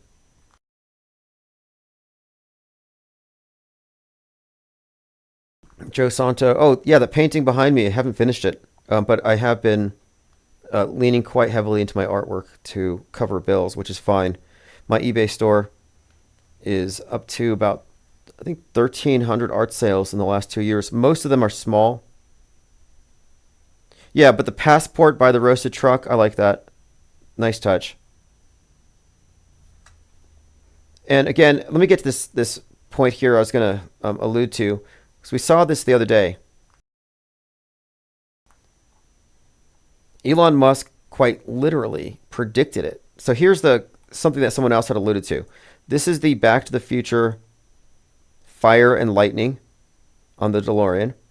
Now here's a connection of it to the burning Cybertruck. And on that day, or the day before, you had the truck plowing through the crowd in New Orleans. and that was a lightning. And on that day, of course, you had lightning striking the Washington Monument, the Capitol, the Empire State Building. So we've got lightning, burning car. Again, we're just looking at the images that are being force memed out there. But before the event, and so this is the tweet I was referring to. This is 24 hours before. On December 30th, Elon Musk said, "Cybertruck looks like the future." And he has a picture here of a Cybertruck looking like it's about to explode. Like it's fire there. And he's tweeting somebody's tweet that says, "The Cybertruck is on fire." So the day before the Cybertruck burned in front of Trump Tower, he's retweeting something that said, "The Cybertruck's on fire, looks like the future." And the very next day, Cybertruck blows up. So is Musk a prophet? Oh, by the way, on the 3rd, it was the 22nd birthday of Kyle Rittenhouse and Greta Thunberg. 1-3, both born on January 3rd. I think they were yanked out of the vat on the same day. In the background there you have climate change and a riot going on. Two of my favorite crisis actors. I think it's just interesting here from the perspective of what they represent. These are the antipodes, these poles, these diametrically opposed characters that are like the poster children for the worst elements of each side. And they're equally annoying. But the fact that they have the same birthday is just kind of like revealing, if you ask me.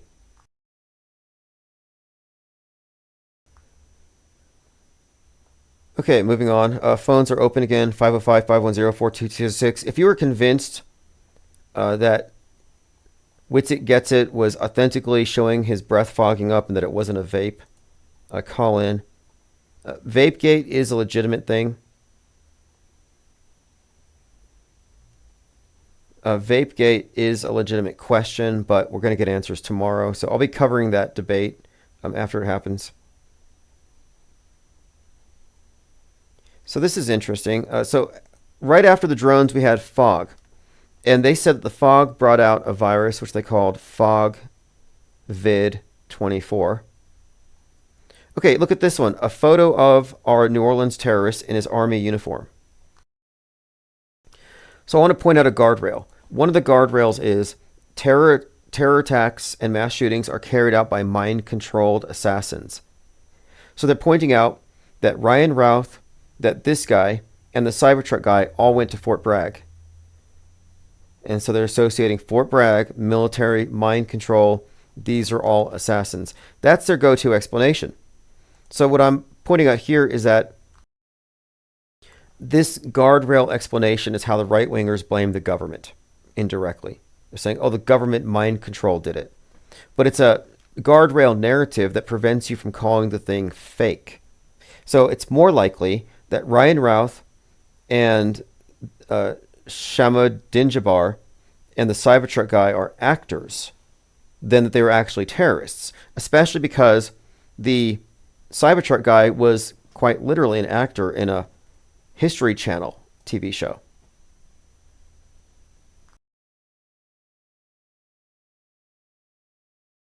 Old School Days says, I'm not sure Vapegate's a real thing. Jaren is too serious. I don't know. Again, I had to suspend judgment, but I've always found his ISS transits to be very questionable. I don't believe in the space station. And I think the lights in the sky thing is an interesting question in and of itself. You know how easy it was for people to believe that we're under a drone attack?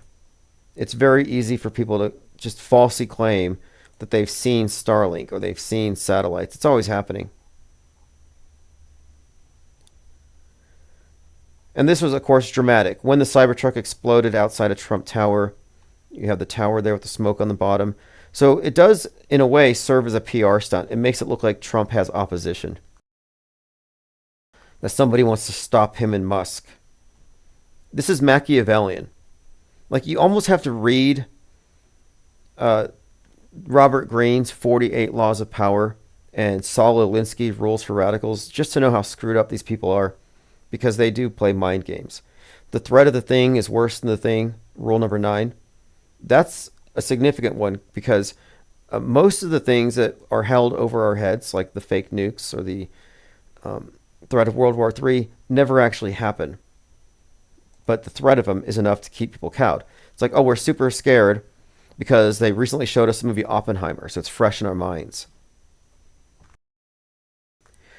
And it's also disconcerting somewhat that people believe that there's drones coming around looking for a missing nuke, and then psychosomatically they come down with radiation sickness. All over New Jersey, they have radiation sickness. Old School Day says, I don't think space is real, but flat Earth needs a rethink. Here's what I'll say. Let's just say the whole thing was real. Let's just take that line of thinking. They go down there, they see a 24-hour sun.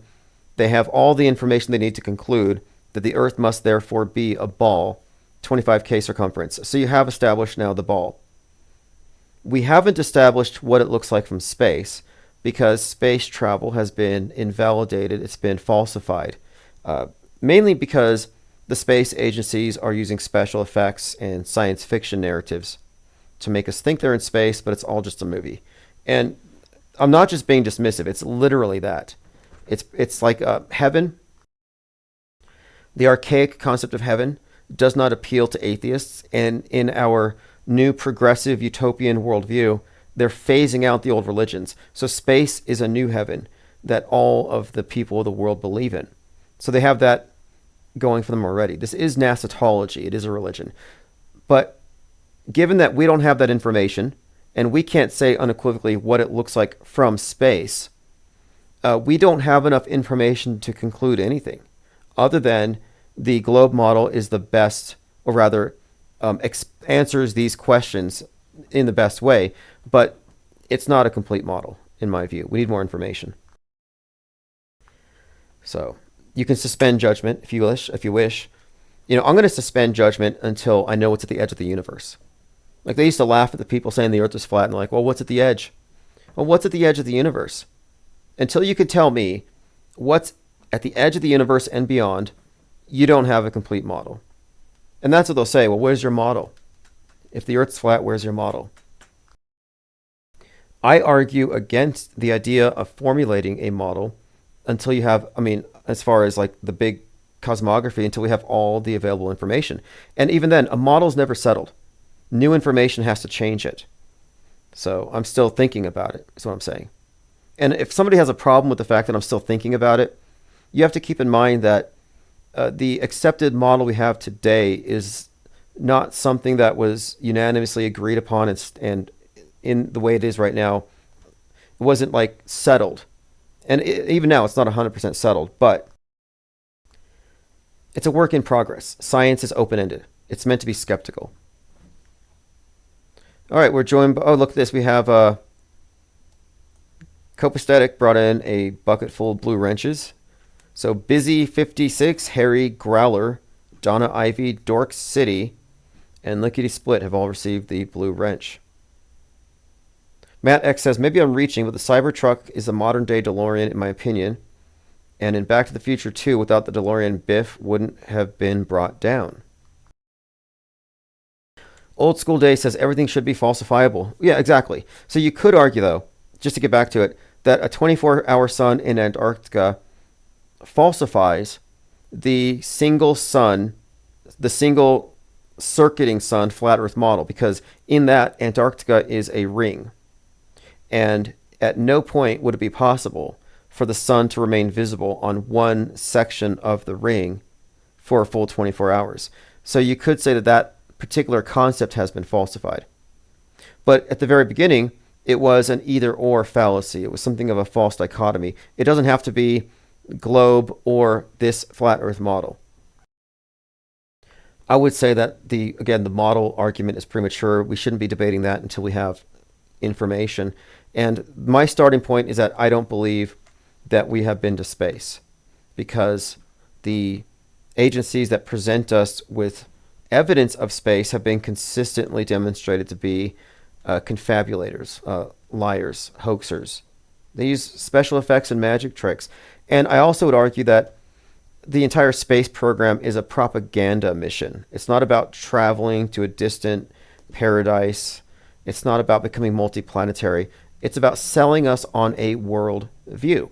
Like you think about how any religion has at the end of the tunnel, at the end of the road rather, it's like salvation, clearing the world, saving the world. The space program has that kind of thing attached to it. It's a utopianism. It's tied in with environmentalism. And it's certainly a heaven that even the atheists will believe in.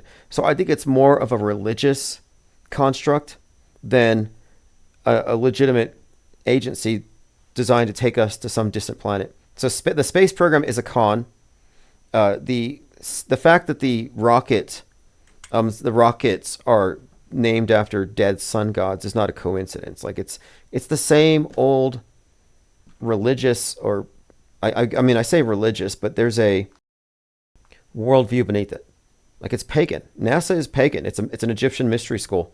Like the rocket is quite literally an obelisk. It's an idol to the dead sun god they worship. So there you have it. It's a mystery school, and it has an exoteric and an esoteric, meaning the outsiders, the dumbed down profane, the sheeple, they're meant to take it literally. But the people who are on the inside, the ones who are apprised of the mission, may have a better understanding of what they're doing, that this is actually a religion. This is a cult for the entire world. And if you don't believe that we're in a global doomsday cult, well, then how do you explain the idea that we've all been conditioned to accept that the world's about to end? I mean, we live in a doomsday cult where planet-killing asteroids, mutually assured destruction because of World War III, and climate disaster are all existential threats. If these don't exist, then how is it different from any religion, which creates a God construct, a punishing God, some kind of divine retribution, an apocalypse? So the secular worldview has many different apocalypse scenarios. It's one of the main reasons for Netflix. They have to keep you in the state of it's all about to end. The threat of the thing is worse than the thing. And people are ready for it. They actually want it. They want alien invasions. They want fog vid. They want the whole thing. They want a resolution, a great awakening. That's what the QAnon movement was ultimately an expression of, I believe. A lot of people who had this dark conspiratorial version of reality, they wanted it to end. They wanted answers and the bad guys to be exposed. And that's what religions always promise. You know, we're the good guys, those are the bad guys, and we're going to win. Definitely a con. Okay, let's move on to my notes here. It's been a couple of days, so we're kind of catching up, and again, tomorrow they're going to be debating that final experiment, which they should rename it to "A Funny Thing Happened on the Way to Antarctica." By the way, if you're in Michigan, there's going to be large-scale dirty bomb drills performed in your area. And I recently read about this fake town in the Mojave where the military practices for civil war, with drone swarms, dirty bombs, and even fake news. Now, why would they be simulating something like this?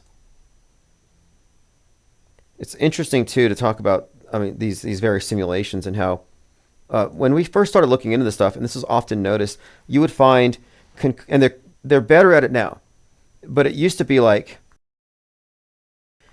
anytime there was a major psyop or a shooting, you would search the local ads and find crisis actor ads. We would find these things consistently, or drills being performed, and it's almost a guarantee. If there's a mass shooting event that makes the news nationally and has a big agenda attached to it, there was likely a drill going on next door. It's like a 1-for-1. And how many times are we looking at school shootings where they said, oh, we just had a drill on this? In fact, at that last shooting, there was a shooting like a month ago. And one of the witnesses said something about how they had just done a drill for it. Joe Santos says, very Wag the Dog. Yeah, if you haven't seen Wag the Dog, it's a must-watch. And Wag the Dog is a great example of this phenomenon. Here we have it. 1997, Dustin Hoffman and Robert De Niro. It's an English language idiom, the tail wagging the dog, used to indicate attention being diverted from something of greater importance. So wag the dog is about faking a war in order to distract from a scandal. And this movie came out just a day before the Lewinsky-Clinton scandal. And it had a subsequent event that corresponded with the movie. So here's the breakdown from Wikipedia. So the movie's about faking a war to distract things, and then it happens in real life. So it says here, it was released a month before the Clinton-Lewinsky scandal and the bombing of the pharmaceutical factory in Sudan by the Clinton administration. This prompted the media to draw comparisons between the film and reality. The comparison was also made in December when the administration initiated carpet bombing in Iraq, and again in 1999 when they intervened in the Kosovo War, and this was in Yugoslavia, which coincidentally bordered Albania. And the movie's about faking this war in Albania. So this thing is essentially a movie about how the public is dupeable because the special effects departments are able to fake things. In fact, they were showing in this movie the use of green screens and crisis actors. But the movie itself, about the faking of news, actually did contain elements of predicting or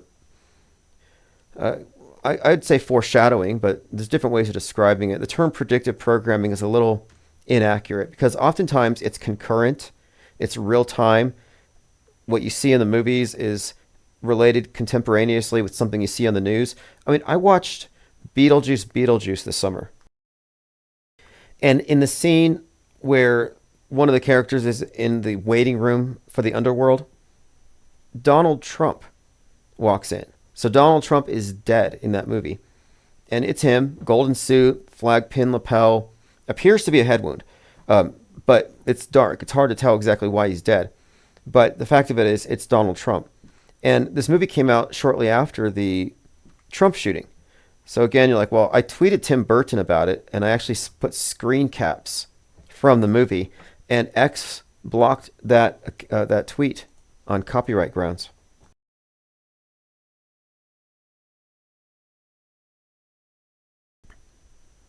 Old School says Alex was right about Sandy Hook. No, Alex was not right about Sandy Hook at all. Alex Jones is an alternative media false flag conspiracy theorist. You know, standard stuff. He's the gold standard. He's good at what he does. But he's not an auto hoaxer. And he doesn't have a methodology that allows for that. So for him, everything on the news is either real or a false flag. There's nothing fake in his perspective, and it's by design. He's actually preventing people from reaching that conclusion. And the whole thing about this particular event is a red herring and a misdirection from hundreds of other events. I mean, there's a forest of fakery, and they focus on one fake tree from 15 years ago. Like, nobody cares. Like, I don't even think anybody cares about 9/11. In this sense, like when it comes to making our points, if you haven't figured out these ancient history events by now, or if you haven't figured out the big picture, you're likely not going to. And I know that people who believe the news think we're crazy because we're calling stuff fake. And I just want to say that's a non-skeptical position to automatically trust it. And I think that's the hard thing to confront, is that the scale of deception might be a little daunting for people to accept. And we're kind of cavalier about it, kind of flippant. Like, yeah, we're being lied to by every institution. Everybody's brainwashed. Everybody's programmed. Mass mind control. Just a daily part of my life. But it doesn't faze me anymore. I'm over it. When in human history have the masses not been programmed by one religion or another? What makes the mainstream media religion any different? And the purpose of it is what I'm interested in. And I think the purpose of our mass mediation, this worldview warfare, is how they are achieving world peace. I think this is the new world order.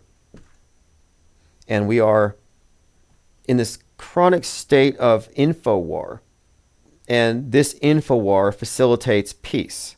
So war is peace. We do live in 1984. And this is likely the best we can hope for. And I don't think that's pessimistic. Like, I think we've been domesticated. I think we've been conquered. And I think we've been given a paradigm meant to constrain.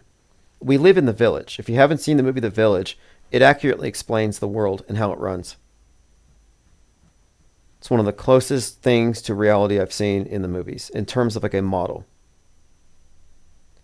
Yeah, Old School says 9/11's key. See, 9/11's okay, but the problem with it is that the scale of it is the thing people have a hard time grasping. And a lot of people say it was an inside job, but they still think people died. So if your take on it is that people died, you've been guardrailed. So Jones will say it was an inside job. Well, good. You're not buying into the mainstream. But that narrative, it's an inside job, steers to blaming who? Skull and Bone Society, Israel. So in any event, the event is still treated as real, just has a different scapegoat. And if you're still treating it as real, then you're not noticing the role of media and how it is, in fact, involved in producing these events. So the PSYOP entertainment complex is what I'm focused on exposing here. It's not the military-industrial complex. 9/11 is one tree in a forest of fakery, and it gets an inordinate amount of attention. 2020, we saw the effectiveness of the mass mind control machine and how effective, how perfect it is, in fact. Anybody who doesn't believe me that we've been conquered by a power elite wasn't paying attention in 2020. Everybody you know was turned into a zombie overnight. That's just pure ideological control. And they can push a button and they can change the movie set. They can change the scripts. And everybody, lockstep, NPC, goes along with it. All right, continuing here. Yeah, so I guess my point with that is you're not going to wake anybody up.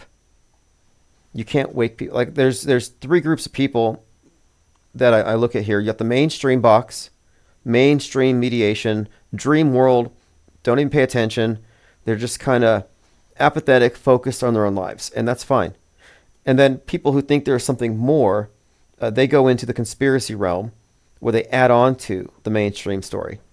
And I refer to that as MSM+, and that would be your conspiracy theorists or your wokesters.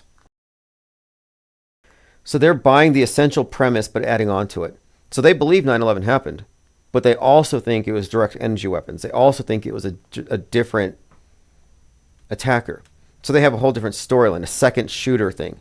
But the third group would be the skeptics who are suggesting the entire thing was manufactured.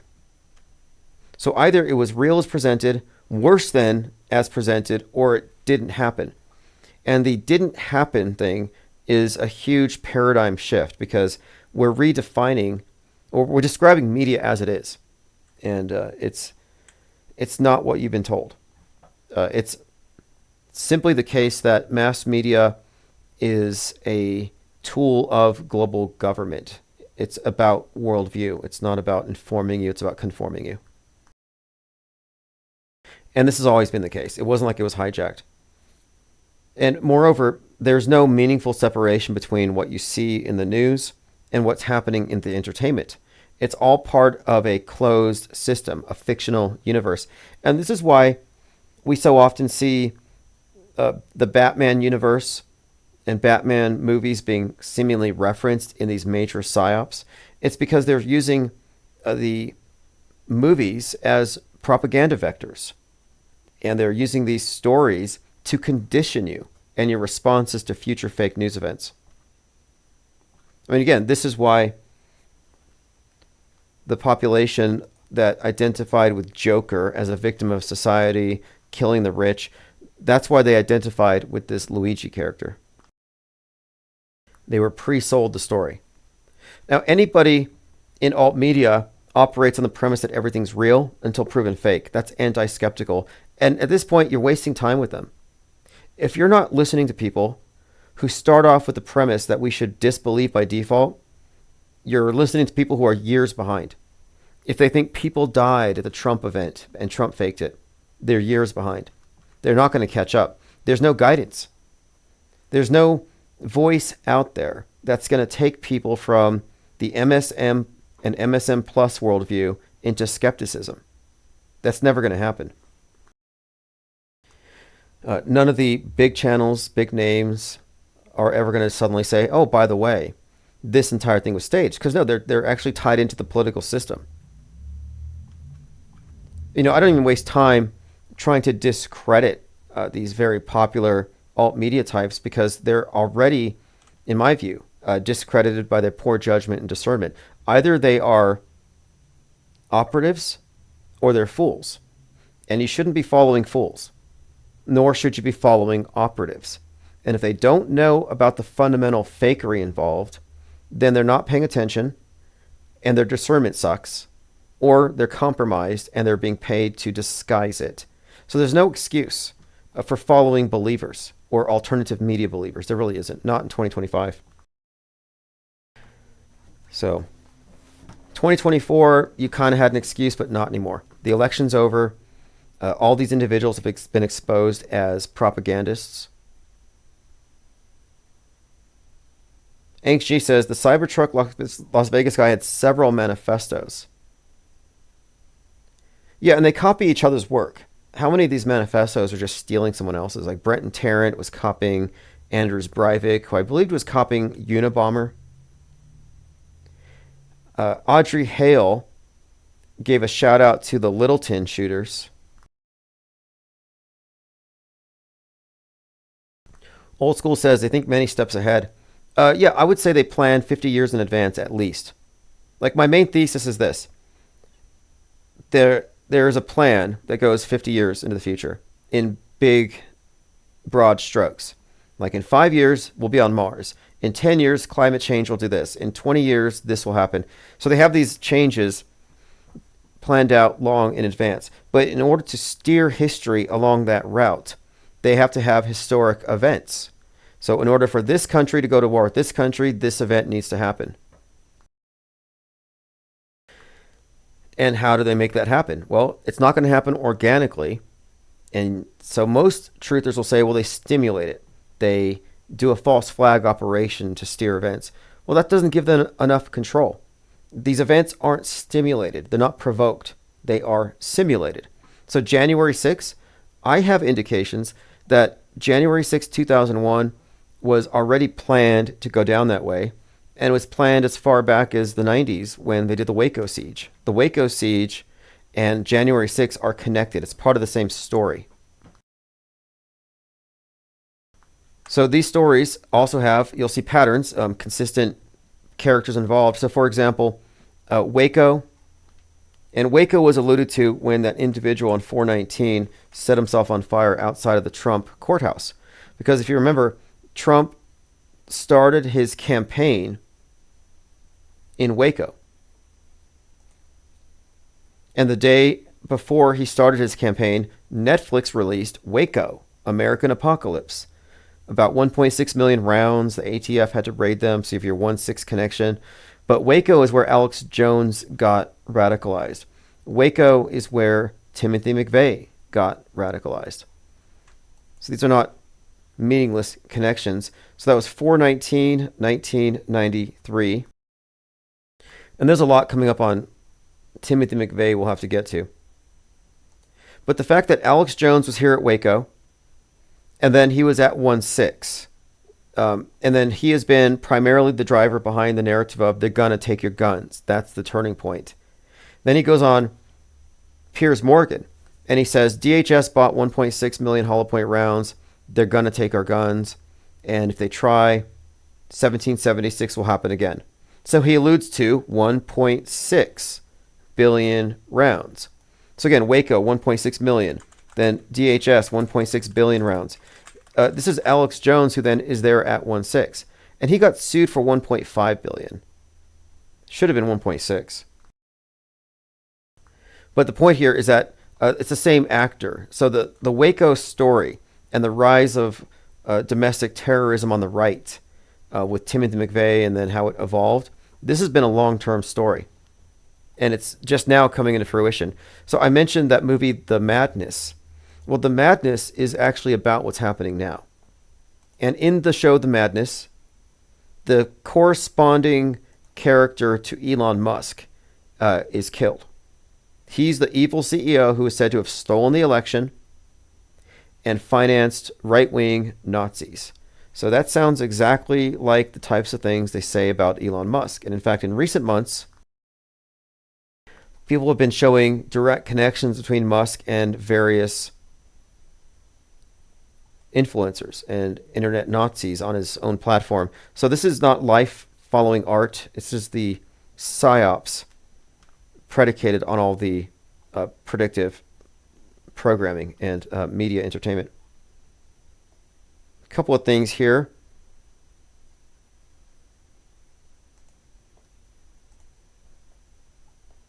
Okay, here we go. This is... Oh, one more thing. The guy who set himself on fire on 4/19, that was Maxwell Azrello. The significance there, he had a manifesto. So speaking of manifestos, Maxwell Azrello had a manifesto about how the rich people, the fascists, are taking over. And he said that it was both Clinton and Trump were on the same team. So this was a guy saying it's class war, kill the rich. That's what his thing was. And that mirrors the Joker, kill the rich. That mirrors the Luigi Mangione thing. So does anybody else have this memory? I remember Nelson Mandela had braces when Ed McMahon gave him that $1 million Publishers Clearinghouse checks. Is this your memory? You know what's interesting about this, though, is that the Mandela affected will say, I have this memory. And they're not lying. They're not lying when they remember that Nelson Mandela had braces. But it's not an authentic memory, meaning that when they were asked, do you remember Nelson Mandela having braces? When they think about their memory of Nelson Mandela, they're simultaneously imagining that he has braces. And that prompted vision in their head, that imagining, becomes a memory. Because you remember the things you imagine.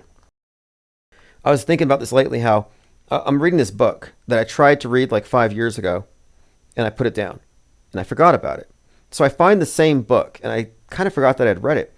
And within 5 minutes of reading this book, I remembered the scene.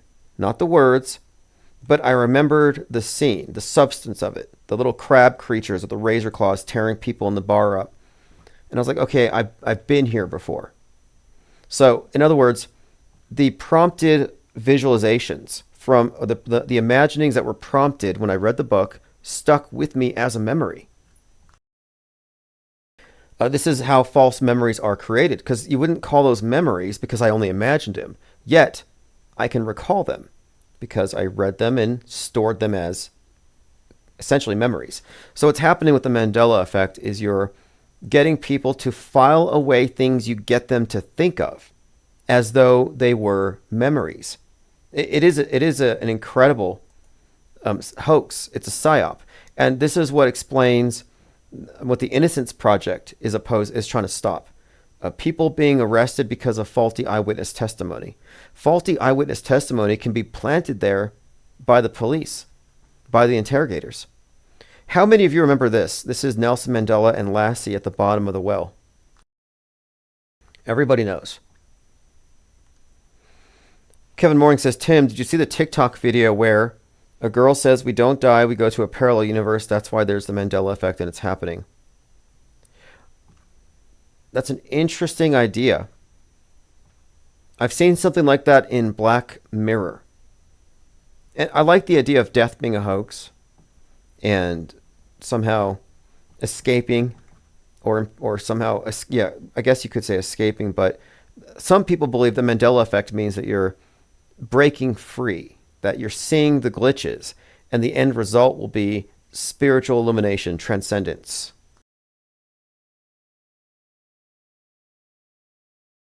But again, just to be clear, to be fair to them, the Mandela affected are not liars. If you believe Timmy fell down the well, you're not lying.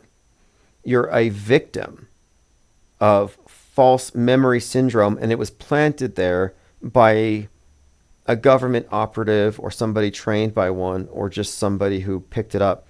But it's a active measure. I do believe that this is a known technique for screwing with people's perceptions and memories. And I think it's being done on purpose. It's sabotage. And so it also means that Mandela effect is not evidence of anything. Okay, next one here. Let me play this clip. This is Phil Schneider. He says that there are like 9 species of aliens, and they view us as food, but they don't want to eat your flesh. They just want your pineal glands. Now, I'm going to tell you something a little bit different about the alien species. The bad news ones, there are 9 races of alien populations that look at a human being as a bag of food. They're not cannibals. They don't eat the flesh and the bones and all that kind of stuff. They use the glandular secretions of animals and human beings as a mixture of the vitamins for their food. They get high off of our adrenal gland. So, I mean, that story goes back a long time. And there's a movie called Sputnik that came out in August of 2020 from Russia, the same month that Sputnik 5 vaccine came out. And it's about cosmonauts coming back down to Earth with these aliens that live inside of their esophaguses. And it's like a symbiotic relationship. And they come out in their full form at night. And they scare their victims. Because they feed off of the fear, the stress hormones.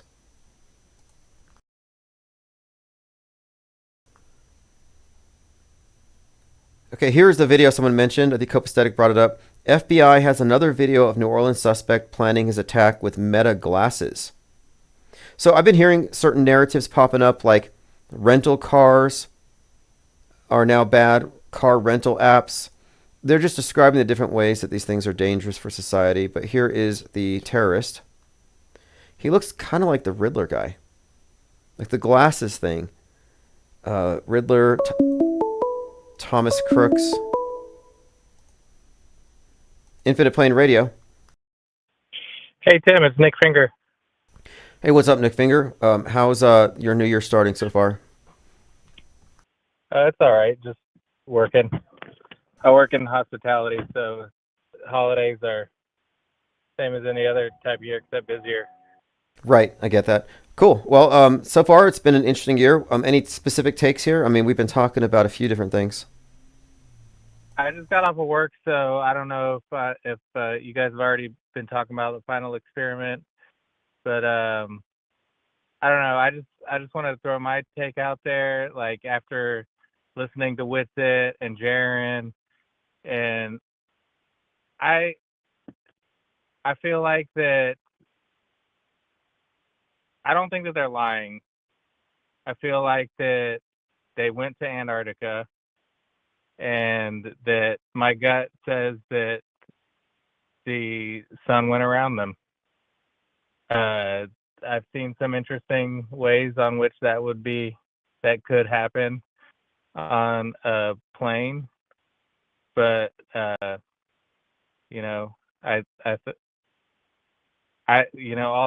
all the Vapegate and footprint gate and all that kind of stuff, like that just seems to be adding noise to it. Interesting. Well, I'm totally, look, if everyone said, hey, let's just go with the ball until one of us can make it to Antarctica, it wouldn't make a difference. Because we're still fundamentally examining mass media deception at large. We're not specifically focused on the ball Earth model, even though we are specifically focused on NASA and SpaceX and all the others. So it doesn't really change my trajectory in any way, one way or the other. But it would seem to be a refutation of the biblical flat Earth. And it also says there's no reason to have a model until you've done more research anyway. But anyway, I'm glad to hear your take on it. I'm still waiting. I'm waiting till tomorrow's debate. Yeah, I mean, I'm definitely, I don't know what all the information means, but my gut is telling me that they actually went down there. They weren't in the sphere. They weren't, I mean, I hear some people saying, "Oh, you could have recorded that in Alaska," which is BS because it would have to be 6 months ago in Alaska for that to be the case. Well, do you agree with me on this? Do you agree with me that if it was faked, it would necessarily have been a NASA psyop? Yeah, I mean, it would have to be a NASA level psyop. If it was faked, no, I mean, not NASA level. Are putting out all the giant level fakes, but I mean, there's other psyops that we don't necessarily name NASA as the one. The school shootings. We're not saying NASA did it. Well, but my point here is this. I like your take. My point is that this final experiment would not have been done by Will Duffy and McToon and Jaron and Whitsett. Like, hey, let's go down here and do this. No, if it was done for the purposes of deceiving people, it would have been a NASA psyop just as much as the next moon landing will be. And if it's NASA, then what is their budget? What are their capabilities? If they can fake a rover on Mars, if they can fake a moon landing, if they can fake a space station for 20 years, is it beyond their capability? So my main question is it fakeable? And if the answer is yes, then we have to rule out that first. If it's no, the evidence there is overwhelmingly in favor of it not being a movie set, then we can just move on. So I'm still waiting to get past the fakeability aspect of it. Is it fakeable? And I did notice, I haven't watched it. I don't know if I will watch it, but I did notice that Jaron dropped it's a 5 or 6 hour long video, and it's all the footage on the plane from Punta Arenas to Antarctica, out the windows, landing there. So, I mean, not to say that it would be necessarily unfakeable, but like, I mean, it looks like they're on a plane filming out of a window. I mean, I've only seen little bits of it so far, but I mean, see, that stands to reason. That stands to reason, however, that if they are faking a trip to the moon, they're going to fake the trip to the rocket, the whole journey to the moon. So the entire thing, start to finish, wouldn't necessarily have been staged. And so if you look at it from the context of it being a movie, all of this can be explained. But I'll have to watch the footage myself. I didn't see the 6 hour flight. So I'll have to see that. And then go ahead. Jaron had he's got his show that he calls Speaker's Corner, where people call in and they got 4 minutes to say whatever they want. He did that a couple nights ago, and it ended up being a 10-hour show. I've listened to some of it. When it first started, I was posting it on your members only video saying that I'd like to hear you call in, and I'll do it. I'll call in. I'll be happy to, because the skepticism's warranted, but it needs to lead to something. We need to get an answer, something conclusive. And if I could find something conclusive, I will hold it up there and I'll say, hey, look, this is conclusive. And I also, I mean, I hear the frustration in these guys' voices. I mean, for a second, let's take it at face value that these are two guys. Like, I mean, I know you're what you think about Jaron and the transits and all of that, but let's just say at face value, these are two guys that are kind of well thought of as leaders in the flat earth movement.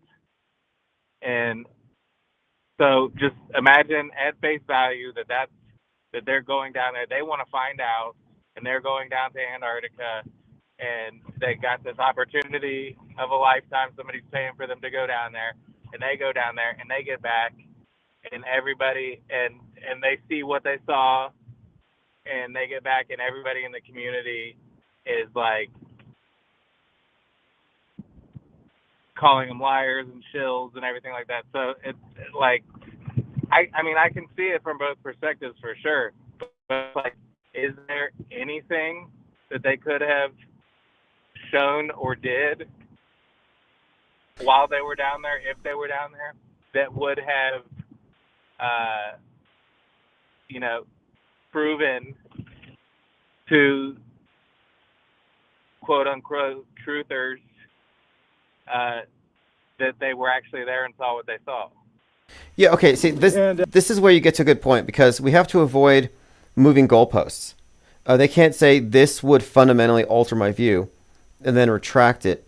But one thing I find that this is the reason why there's even questions. Because, yeah, I understand how they go through all the effort, they spend all the money, and we're just like, no, we don't accept it. Like, no, that's not fair. We have to give it a fair shake. We have to actually look at everything. You can't just, and I think it's premature, to say it's all fake. We need to go through it case by case, but there are questions. Like, so here's a question. When Jaren first gets down, he's walking around and he's pointing at a mountain and he's laughing, saying, it looks like I could touch it, but it's 12 miles away. He just says the same thing for a glacier. I live 6 miles from the Sandia Mountains. It's a 10,500 foot peak. I've never felt like I could reach out and just touch it, ever.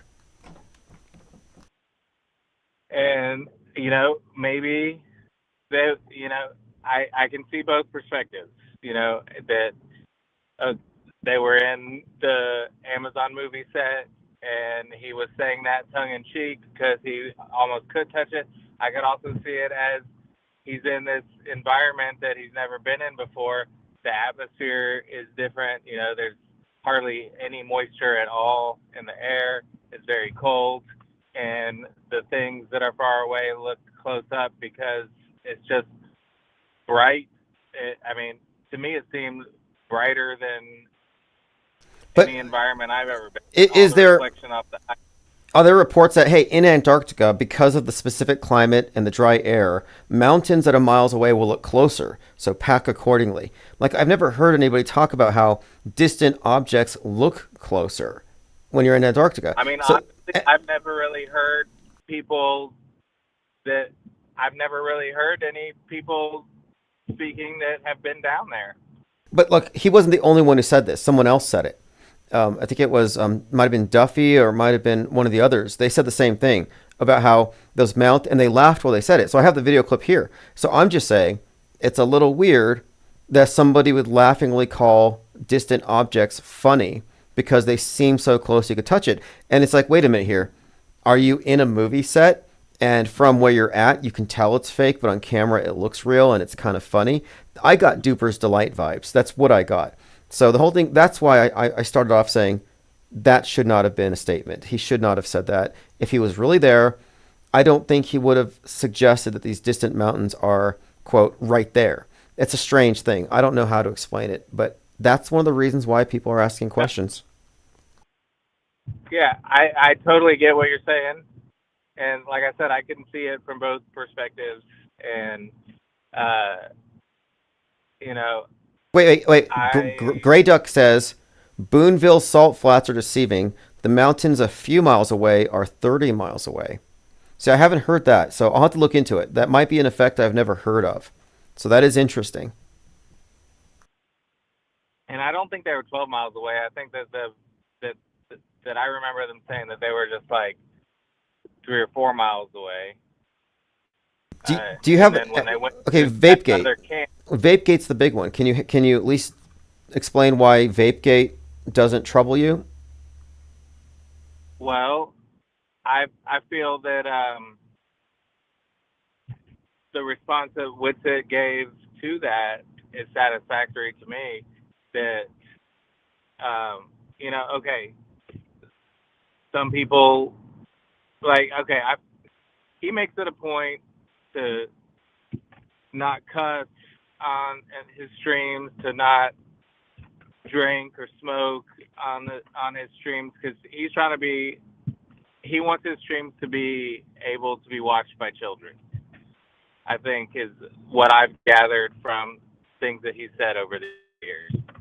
And so what he said is that while he had a bag that had all of these battery backup and everything for his cameras, and that he used to vape, that he doesn't anymore, but that he found an old vape in that battery bag while he was down there, and that he hit it a few times. How do you smuggle a vape pen to Antarctica? Like, I didn't think it was possible to bring contraband to Antarctica. I thought they had a list of banned items. I don't think it was. It was tobacco. It was nicotine. Um, but that he didn't even know that was. According to him, he didn't know that was in his bag until after he got down there, and he hadn't slept in days, and he hit that a few times. But what he says is that he would never exhale that on a stream, and that the whoever started the Vapegate thing. Okay, here's what convinced me. Shut down, hit the vape. They had to leave early because they said the weather coming in was so bad that they would have been stuck through Christmas. I want to see video of the storm that was whipping at the sides of the tents. I want to see this Antarctic storm. Do they have video of that? He said they have some video of that. So Whitsitt says that he's got a non-time lapse 25-hour video from his 360 camera, and I've seen a few little parts that he showed on a stream, but that the problem is that it's like over a terabyte, this 25-hour long 360 camera video. So the 360 camera, it's not rotating. It's got two 180 cameras on both sides. Okay, that's what I need. Showing to answer your question, that's what I need to see. You said, what do I need to be convinced? I need to see that. I need to see the storm footage, and then I think I'll be good. It's all coming. What he said is that it took 16 hours in. He's tried to, with a video, I don't know much about uploading onto, sites like YouTube or whatever, but cause he's been on Discord a lot. Sure. He's been just answering questions. Look, he also said he said he quit vaping, but then he vaped that pen when he had it, and so that's fine. Do you think that Whitsitt Gets It is going to never vape again because of Vapegate, regardless of the outcome of the debate? To me, that's completely irrelevant. And so is that he found a vape pen, whether he meant to bring it or not, whether he was trying to vape because he was away from the kids and wife for the week or whatever. Like, that's all irrelevant to me. Like, that doesn't. Okay, this is coming. Candace Owens had a film crew doing a show for Netflix. So this is what I would say. We have to wait for that, because if you're in a set, if you're just walking around randomly recording different angles, you're going to give it away. There's not going to be any parallax. You're going to screw up. You're going to show something that shouldn't be there. So I don't think it's...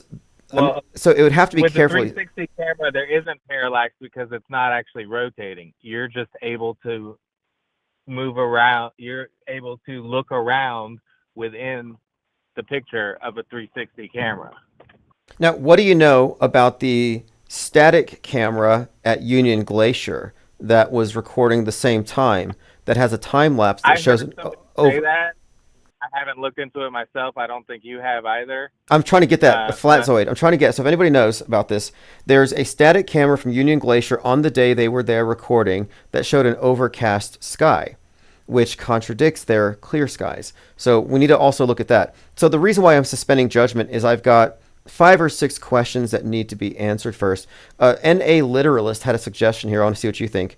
Do you think it's possible that at the end of the Earth are massive LED screens holding the oceans in, and it's not an ice wall?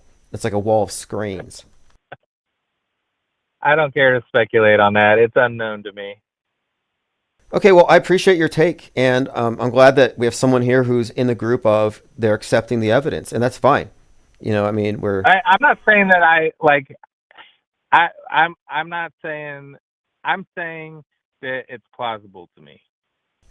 Okay, and that there's nothing that I don't think that there's any video evidence that what I'm saying is I can move forward saying that I've seen the things that I've seen that make me feel like we don't live on a spinning space ball, and now this is just another another piece of possible evidence. You know, it confuses things a little bit in some people's books, but like, you know, I don't know. Hey, if it was a I ball, think it'd be easy. If they could just prove it right now, we could say, okay, everybody here who's been focused on being skeptical about the shape of the world, that's a huge pool of researchers. It's like now you can turn your attention to what matters. So I would think it to be a good thing. If anything, the question is wasting time. It's a cul-de-sac. It's not leading to anything. So this data point, if that's all it is, it's more than that. It means that we can move forward. So the shape of the world being conceived of as a ball doesn't change the fact that we're confronting monolithic lying media. So, you know, I'm happy with it either way. I'm not biased, to be honest. well, the ground is flat. The sky seems to act like it's a sphere. You know, interestingly, But the Chinese cosmology up until like the 1700s was a flat, square world with a celestial sphere. So anybody who says, oh, everybody knew the world was a ball for 2,000 years, or ancient Greeks, it's like, well, somebody didn't tell the Chinese until, you know, more recently. yeah. All right. Well, I appreciate you taking my call. Yeah, appreciate it very much. And this debate should be settled soon. There's a debate tomorrow, so we'll do a follow-up. Thanks for the call. All right. Thanks. Bye. I'm glad this happened because it brought up the question of fakeability, and as a result of this event, whether or not it's real, everybody who's been looking is now well aware of these massive LED screens. These completely fabricated environments, virtual sets that can fake anything. And how do they fake the sun when they're doing the spacewalks? It's like some kind of a light. So if you were to, like, let's say we were going to fake this. If I was going to go fake a 24-hour sun, I don't think it would be that difficult. If you have an LED screen, I think they have it. I think it's all, if it's all a movie, if that's your premise. Kevin Mooring says, Russian vid says the flat earth conspiracy started because 9/11 was getting stale. That might explain why he got into it. Because the 9/11 thing was going nowhere. And the flat earth kind of promised kind of a major fundamental shift. Because if true, it had the most wide-ranging implications. But getting attached to a model prematurely and then finding evidence that supports it and ignoring evidence that doesn't support it, yeah, that's pretty much a formula for self-deception. And then people get married to their wrong answers.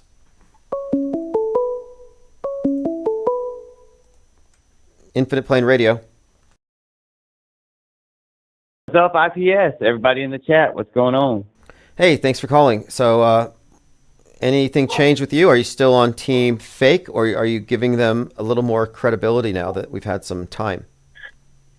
Oh yeah, it's still team fake, man. They're faking it all the way. I posted a comment earlier about like, hey, if you were to vape in Antarctica, wouldn't that kind of hurt? Wouldn't that cause you like some type of type of physical damage? Like if you were, or to even smoke a cigarette in Antarctica, like literally think about it.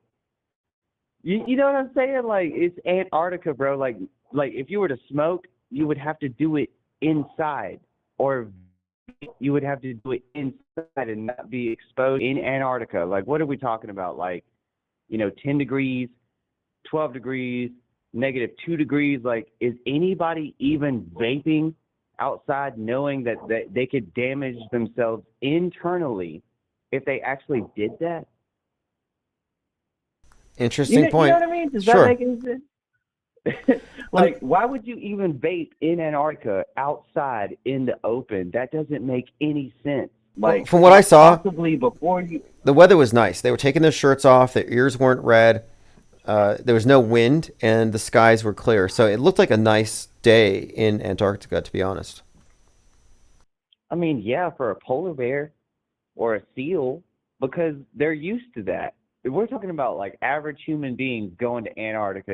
Like debriefing you have to get before like going to like a new country or like. Well, it was 55 or, like, degrees. just, It's somewhere there, so it's 55 degrees. They're saying, so there's that. But regardless, I'm waiting. I want to see video of the storm. I want to see the storm, and I want to see. I was hoping to see some penguins, but after tomorrow's debate, I will make a decision as to whether or not I believe it's true. Actually, I'm kind of in the dark. Who is debating what? Well, Fight the Flat Earth is debating some guy named Steve as to whether the final experiment was fake. And of course he would be, but he can't answer shit about eclipses now, can he? No, he can't. Yeah, I mean, shit, the last time that I debated him, like, freaking, I waited like 2 weeks for him to post a video of the moon going across the sun that wasn't, edited or CGI or anything like that. And he still didn't even post it, even after the debate. Like he said, I'm going to post this on my Facebook showing you that, yeah, the moon does go in front of the sun. And he never did. Never did, because that's not what you fucking see now, is it? No, it's not. I don't know. I don't know on that one in particular. I just know that these individuals that we're talking about anyway, they think the news is real. So their opinions don't really matter to me anyhow. But the debate is called Fight the Flat Earth versus Steve. Was the final experiment fake? It's tomorrow, so I'm going to put a link in the chat. So if you want to watch this. Well, another thing too is to not let his English demeanor get in the way of anything. You know what I mean? If that's even how they talk or whatever, like, dude, no remorse for any of this crap. But then wait, explain this to me. If this was fake, then what does that say about McToon? Is McToon a flat earther covering it up, or is he how does that work? Actually, I might need you to explain McToon to me. McToon is like Fight the Flat Earth, just a little bit, like kind of the same thing. They're just basically arguing the same points. They know each other. In fact, they started their YouTube channel on the same day, and they didn't even know each other. Oh wow, what a coinky dink.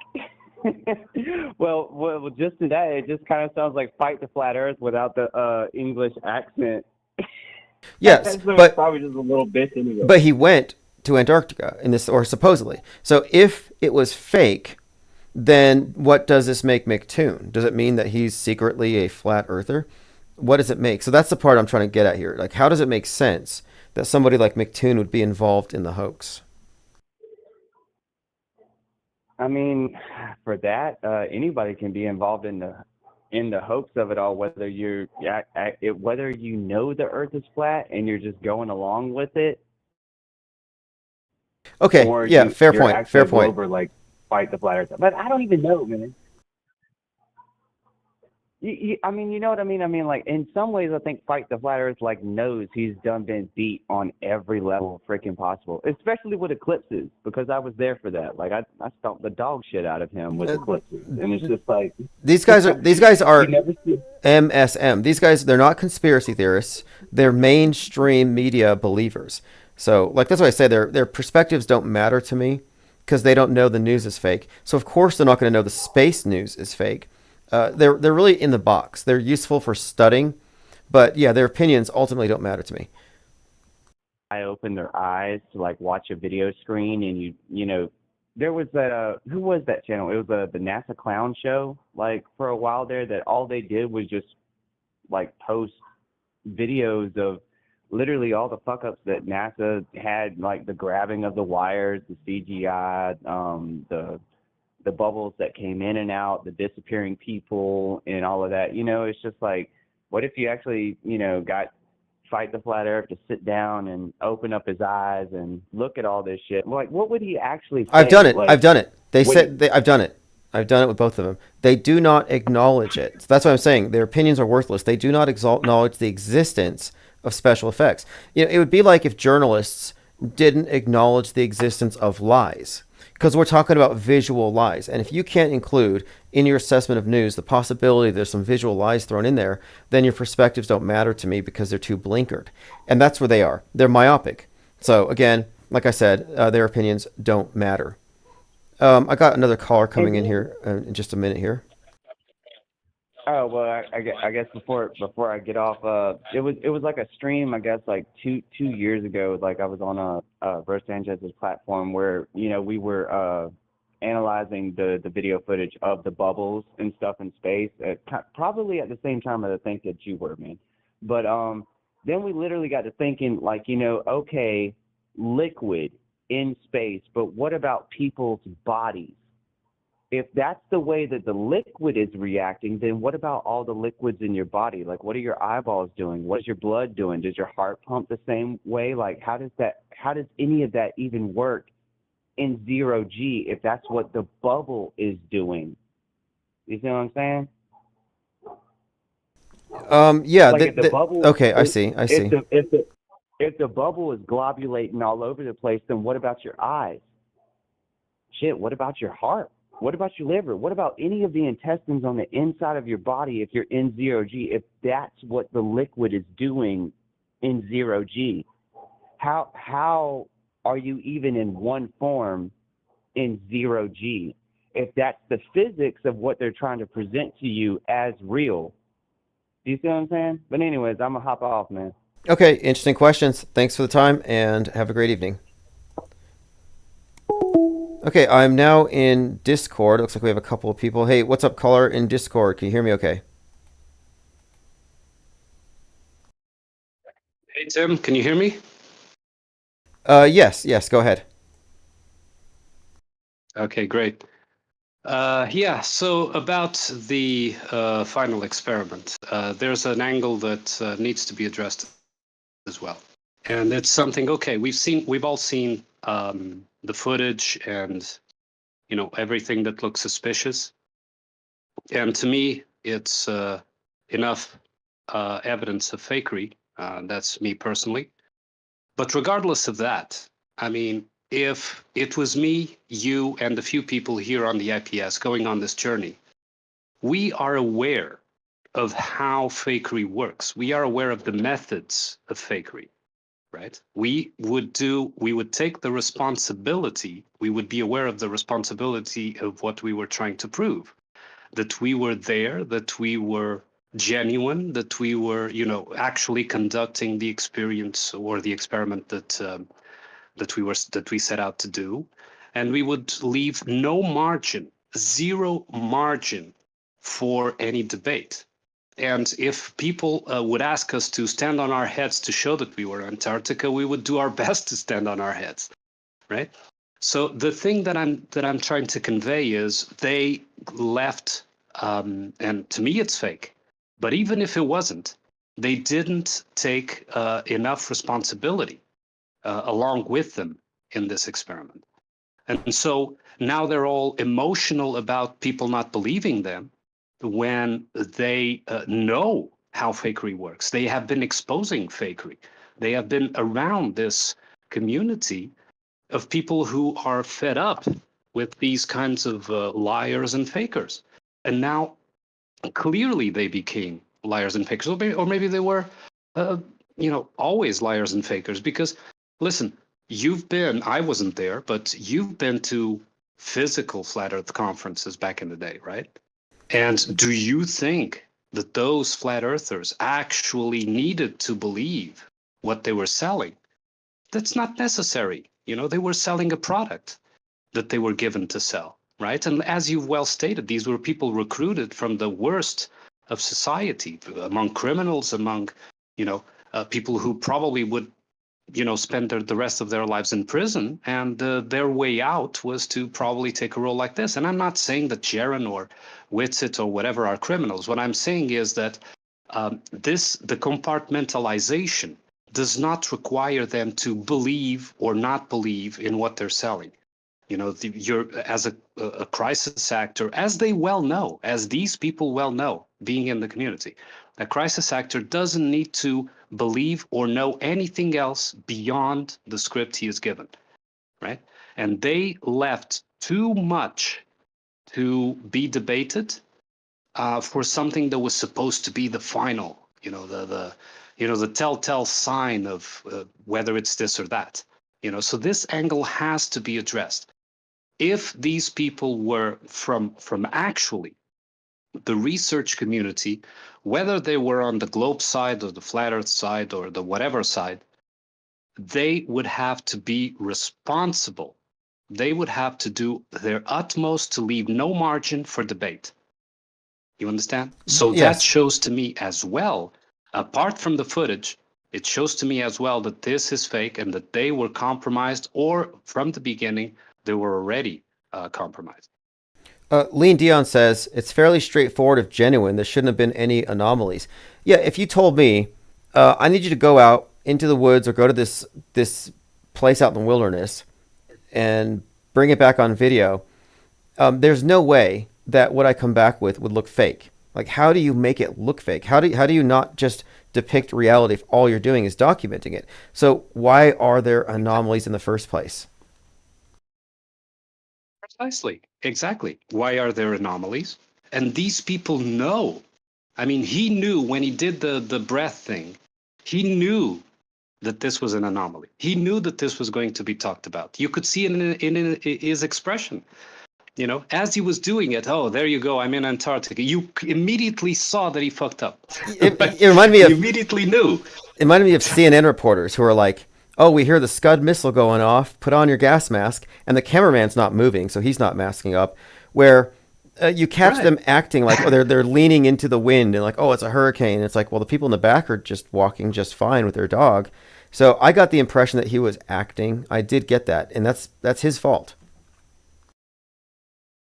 Exactly. So what I'm trying to convey is beyond what we see in the footage and all the incongruencies and all that, is that this, at the very least, let's imagine that all the footage is real and everything. Okay. At the very least, this was highly irresponsible from them. You know, they didn't take this seriously. At the very least, to me, it's not that. To me, it's that it's fake, and they were caught, and they were compromised. Right? That seems clear to me from what I've seen. But if it's like, I repeat that, if it was me, you, and a few people, select people, that hang around the IPS to go there, we would leave no margin for error. We would, take onto us the responsibility of, showing the actual, as uninterrupted, as undeniable proof that we were there. And this was not done. There's too many incongruencies, too many stuff that, anomalies, like you said, for it to be taken seriously. At the very least, but to me it's fake, Now, from what I've seen. Do you agree with my contention here that if it was faked, it would necessarily have to be a NASA project because it's related to the whole space program? Of course, given the budget that would be necessary to set up, for example, an all-encompassing screen or whatever it's called. Exactly, because if you look into it, look, the sun never set on Arctic Mars simulation. You have simulation habitats all over the place. I'm always reading about these things where NASA has these simulated year-long Mars missions. And now I'm interested in trying to find out, how are they simulating the sun for the people in these things? So I'm digging into it, but most of NASA's money, I guess you could say all of it, is spent on simulations. And even in the... Yep, so it's all simulations anyway. Mm-hmm. Yeah, exactly. And it's and again, I say these people do not need to believe. They do not. I mean, okay, you followed their channel for an amount of years, and you've grown used to, a certain position from them, and so on and so forth, right? But they do not need, if they're selling a product, they do not need to actually believe. They only need to play it out, to play out a certain character. And it seems to be the case here, There's too much margin for debate, and they even knew that they were caught out. You could see in their expression that oh, Like, that you usually see the duper's delight. In this case, with the fooler's delight, or not the delight, but like the fooler's, frown, or something like that. Like, ooh, that was, Well, you because they notice know they're doing how it shame. works. Like I think something too, since they know it's not self-evident, I think one of their tactics is to use shame against those who are questioning. Yeah. Like, how dare you? It's disgusting. How dare you question this person's integrity? And that kind of tactic is an emotional appeal. And I think it's used to Yes. turn the community against you, outgroup you. That's not part of the scientific method trying to generate a consensus belief. It's the opposite, in fact. In fact, in a At all. scientific At all. context, you have At to all. listen. You're supposed to listen to the guys that don't agree. So they're doing it wrong by using the shame tack, and that's a red At all. flag. At all. And like I told you, if it was me, you, and people from the IPS, we would be expecting that people would test us to the bone. Test what we were claiming or showing or whatever to the bone. They would dissect those images to the bone, because that's what we do, right? That's what we've grown accustomed to do. That's how we dissect and do with everything, and that's how we figure out the methods used. So, and being blunt and honest, and with all due respect with the previous caller, towards the previous caller, I don't care about feelings. I don't care if they feel, betrayed or down, or, the emotional. I don't care. What they went there to discover truth, supposedly, right? That was the whole intent. Not to, be pampered towards their feelings because now they, someone says that it's, or a lot of people say it's fake, right? It is expected that it's dissected. That is exactly what brought us here. The pursuit of truth requires that you let go of, an emotional attachment to something, right? If you're a flat earther and you go there and it's, for some reason, it's proven it's a globe, you have to let go of that emotional attachment. Same way, if you're a globe earther and you go there and it's proven that it's flat, you have to let go of that emotional attachment, right? It has to be 100% based on the actual observation and the actual experience, and as leaving as little margin as possible. And this was not done. And this is, again, a telltale sign that this was entirely scripted and lousily performed, I would say. Well, it was performed in a lousy manner. Well, Jaron was calling people in his chat names, impugning their intellect, saying there's something wrong with them, essentially R-worded, just for questioning this. It's like, why not just call us conspiracy theorists? Jaron should just say, hey, all you flat earther conspiracy theorists, hoaxers who don't believe in this, should just shut your mouths. Like, he sounded like CNN at this point, taking that perspective of, if you don't trust us on faith, you're therefore a bad person. And again, that's a huge red flag. Honest people don't have to do that. Of course. I mean, don't trust, I don't know, Neil deGrasse Tyson, but trust Jaron or trust Whitsitt or whatever. What's the difference? There's no difference. There's no difference. Both will be going through the same analysis. And you would be going through the same analysis if you went there. And it would be implacable analysis, and you would be questioned on any little anomaly that was found, right? Like you were questioned with Mad Mike. Yeah, and you continue to be questioned. And I have no problems. Like let's say they say it's a ball. It doesn't end what I'm doing here. Like, I don't have anything invested in it. There are people who are invested in the model, like the app guy, whatever, the Fed. But I don't have any particular vested interest in it. And if they could just say, hey, look, it's a ball, I'm like, cool. Now science fiction is that much cooler. It wouldn't change my life, but it would allow us to move on and focus on media fakery deconstruction. So I'm hoping to get this question solved.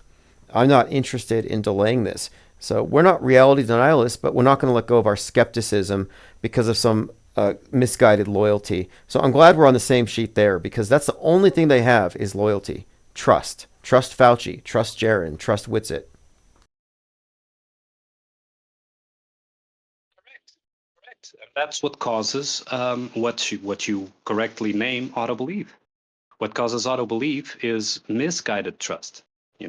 because trust is earned over a period of time of, you're tested several times, or, there's something that makes you trust. If all you see is doubt, how are you going to trust? How are you going to put your trust in that, right? So okay, here's a question. Is like really quick here, because like we're seeing videos, right? We're seeing the time lapses. We're being shown these videos, but where are the photographs? Like, I'm just saying, if you went to any place, you could take 5 photos, put it on Instagram, and you're there. So where are the photos that are absolute evidence that they're on a base? Because I'm wondering here, if you're in a closed set with LED screens and you photograph it, does it look fake? Is this something that has to be carefully lit and done by video? So I'm wondering, is there a conspicuous absence of just photography? Because I haven't seen any. So I'd like to also see if there's any photographs, because that would surely reveal how far the camera is seeing and if it's seeing a screen or not. So I'm kind of curious about that too. That's why probably it's taking so long, because they're preparing imagery that probably fits with what they've already shown, to try to mitigate the inconsistencies already shown. Because, like I said, if it was absolutely real, you would not leave, and responsible, you would not leave margin for debate. The very next day, I don't care if you're tired, if I know it would be a long journey and all that, but that is the responsibility of your position, right? The very next day, the image would be out there, entirely unedited, unabridged, nothing, right? The entire imagery, here's 24 hours of imagery, right? It's there, it's available, you go through them, you analyze them the way you want. You pick every second if you like, but it would be immediately there, And we've seen this with NASA claims, with even let's say non-space related media psyops, where 9/11 was an example. 9/11 was an example where footage emerged only after there was the supposedly live footage of the day, and then there was footage that, we uncovered this footage only later from amateurs and from this and from that. It's the same thing. They were preparing the footage to try to fit it, and even so, you could see the inconsistencies. So I think that's why the delay is there. And listen, what makes me right now think it's absolutely fake is, from what I've seen and the inconsistencies I've seen, and also from their reaction to the calling out, to the doubts, that to me is an absolute telltale sign that this was entirely scripted, faked, and you are correct. If it was, then it was NASA, for sure. It had to be NASA. With this budget, it had to be. I was looking at some Antarctica videos, and I noticed, it was one video I watched. This man's walking around a base, and as he's walking, you can see the mountains in the back, and in the foreground there's a shed, and then there's some hills. And you see the parallax between these various objects in the background moving in relation to one another. And then I'm looking at the final experiment, and why does it seem like all the hills and the mountains are on the same plane? I don't see the parallax. If it's close by, it won't do that. It's simple, right?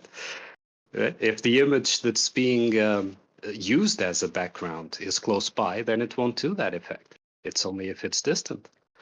Yeah. So, and you have, of course, the drone thing as well. I mean, there's several. It's not just one. It's not just the vape. There's several things that one on top of the other. The accumulation of evidence is all against them. And the response that they give us of being all emotional, that is absolutely counterproductive, because that shows that they are compromised. That shows that they are in sort of quote unquote panic about the situation. It does not suggest confidence. I mean, if you're confident in the truth and that you wouldn't be defensive about it. You'd be laughing at the people who are in denial of what is obviously true. But what they're presenting us just hasn't come off as obviously true. So they're having to force it down our throats with a great deal of shame, threats of outgrouping, and the calling you names. It's like, okay, that's red flag number 10 for me. It's just like there's so many red Yeah, flags here, but let us not. What was the quote? What was the George Bush quote? Let us not tolerate outrageous conspiracy theories. That is an appeal to emotion as well, you know? So it is exactly the same thing, you know? Saying you're dead to me if you don't believe this, or saying let us not tolerate outrageous conspiracy theories is this exactly the same thing with different words.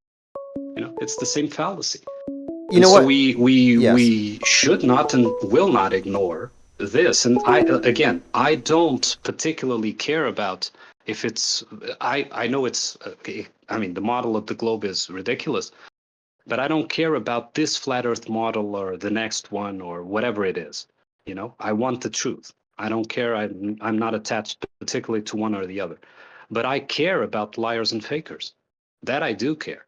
That does get me going. So you know, that's why I'm a bit, you know, emotional about this in my exposition. But you know, it's something that we have been observing and combating for a long time, and they have no right to feel, you know, emotional in the sense of they feel betrayed or they feel zero. They have zero. It's their responsibility to produce the truth.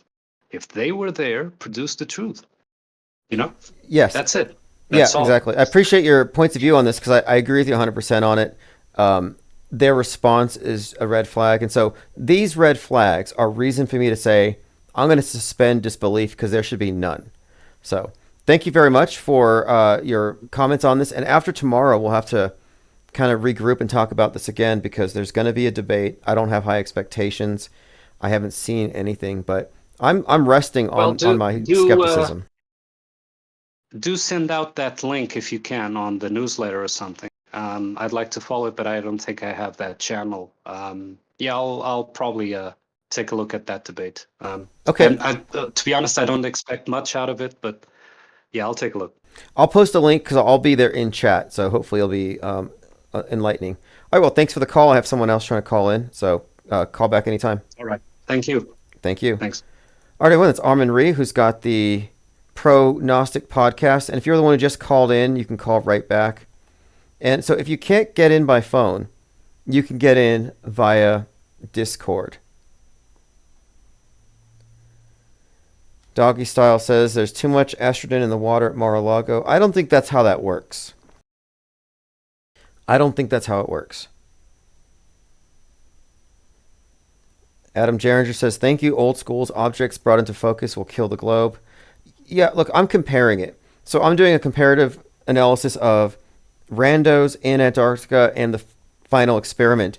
And when I'm looking at the other videos, I'm seeing uneven ground, parallax between the mountains and the hills and the objects in the foreground. And it's very uneven. It looks rough. It looks like nature. Then I look at the final experiment, and it's like this could have been done in a skating rink. I mean, everything is flat and perfect, and then the background looks painted to me. It looks flat. Infinite Plane Radio. Hey, dude, this is Jurassic. Oh, hey, what's up, Jurassic? Hey, man, what are you guys talking about right now? The final experiment. A lot. I did a survey here. Pretty much like one person is slightly giving the benefit of the doubt, but like nobody believes it. What about you? Yeah, it's 100%. Well, I don't know exactly where they were when they filmed it.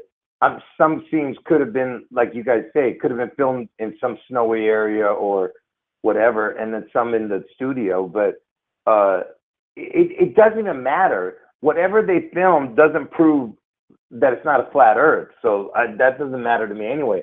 But the Jaron is the least trustable person, and the guy, whoever this Witset, if you could see it in their face that they're not trustable people, bro.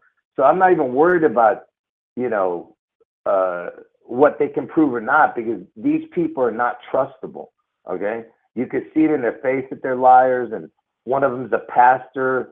And is it true that that video where it says he was saying that that it's okay to lie?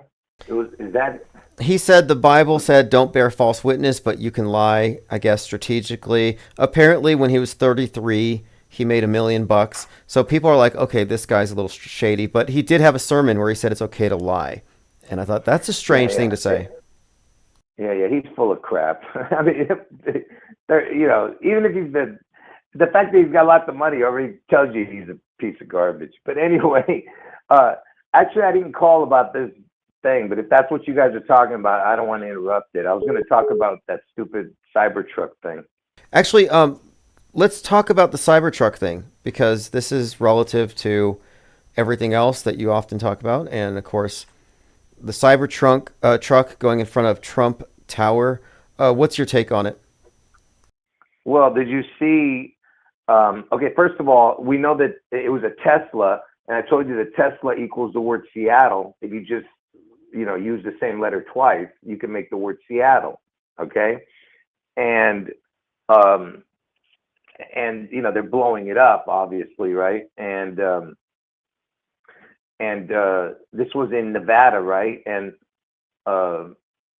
Nevada's the 36th state. Nevada also equals 47, and if you just added up the letters. And of course, Elvis has been dead for 47 years, Trump being the 47th president, right? And the guy, he's got the Elvis in his name, Levelsberger. He's got the Elvis in his name. Okay, that's funny. Yeah, he's got the Elvis in his name, scrambled. And he was 37, which is the EL connection. EL means God. Okay, you caught that. Looks like, I brought that up because the 37 thing, because I was talking about Jack Parsons, who's like connected to Elon Musk in a way. They're kind of the same character. But he was 37 when he blew up, and I thought, okay, 37 is an anagram or ambigram for EL. And then also 73, which is like 73 seconds, the Challenger explodes, 1 minute, 13 seconds. The Columbia was a 113th shuttle. So I was like, okay, there's some symbolism here that's been associated with Trump, this idea of the Challenger exploding. But yeah, and the Elvis burger. Right. That's funny. Right. And I told you that Trump's going to get his head wound in Ohio. And the word Ohio itself equals 47. And Ohio's the 17th state. And did you hear what they said? That the guy pulled up, this dude, he pulls up in his Tesla, which is the Seattle, but he pulls up in his Tesla, and it blows up 17 seconds after, okay? So you have the 17-second connection, right? But do you know what time he pulled in? No. Oh, you didn't hear? I can't believe you didn't get this. I thought I was telling you stuff you already knew. He pulls in at 8:40, so it's 8-4 with a crown. Oh, okay. I caught 8:40, and since it wasn't 8:46, I just kind of ignored it. But I didn't think about that. 8-4 and the crown With the thing. crown. Okay. That's the head. The crown is the head. It's a face, a head, a ring, a halo, whatever. But it's mainly a head or a crown.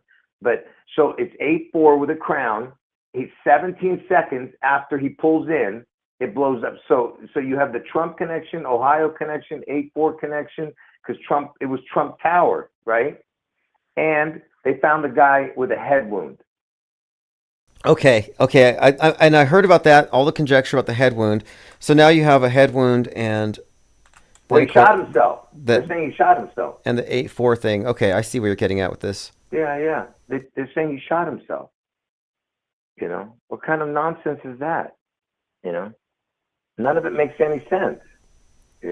Well, okay, I just happened to be watching a show called The Boys, Season 4, Episode 7, 4-7, and there's 2 references to Oswald, and it's about a plot to take out the president. And the main character, Homelander, is based on Trump, more or less. And I'm watching this stuff, and then it's moving into the next episode, 4-8. And 4-8 is the season finale called Assassination Run, and they put a warning label on that episode because it aired 5 days after the Trump shooting. So I've been noticing the 4-8, 8-4. It's always in all these various scenarios, it's correlated with this head wound scenario. So yeah, that's just another hit there. A guy with a head wound, 840. And they're saying the guy was born on July 22nd. July 22nd is June 11th reverse date. That's June 11th reverse date. and in between Elvis's birthday and 7/22 is 6 months, 14 days, which is Trump's birthday. But forget about that. Do you know that both the attackers on that day, they rented cars from this company Turo, right? Yeah, I saw that. It's an app, Turo, and I looked up the meaning of it, the etymology. It's like a leak, a water leak. But what do you get out of that word Turo? Well, I didn't get much out of that, but I got the fact that the address of the headquarters, if you might want to look it up and look at the suite number, and then I'll tell you how it connects. I don't know if you can look it up real quick. Yeah, okay. It's in San Francisco, and okay, the headquarters is at 116 New Montgomery Suite 700. So it's 611 backwards. So you got that, and then you have 700. So if you add 116 plus 700, that's 816. That's Elvis's death date. So that's another connection right there. You know, okay. I know that's pushing it, but still, it's there. Yeah, well, people can say it's pushing it. I don't know. There's a difference between the Texas sharpshooter fallacy, where you can cherry pick from a wide range, and then there's something different when you are using a model that gives you some predictive capability, and you're able to, from that, ascertain things in a way that seems like you're looking back, but we're looking back in a very targeted way. But anyway, I don't think these are coincidences. I don't believe in coincidences. But the fact that the guy shot himself in the head in front of Trump Tower at 8:40, 8:4, 17 seconds. I mean, literally, it's telling you every single piece of the puzzle right there, man. I mean, that's why I'm saying it can't be just coincidence. I mean, and let me add this. So 84 days after the 713 head wound, the ear wound, 84 days after was October 5th when Musk was hanging out with Trump. You know, the whole thing in Butler again. Right. So there's another connection with 84 is specifically correlated with this upcoming PSYOP.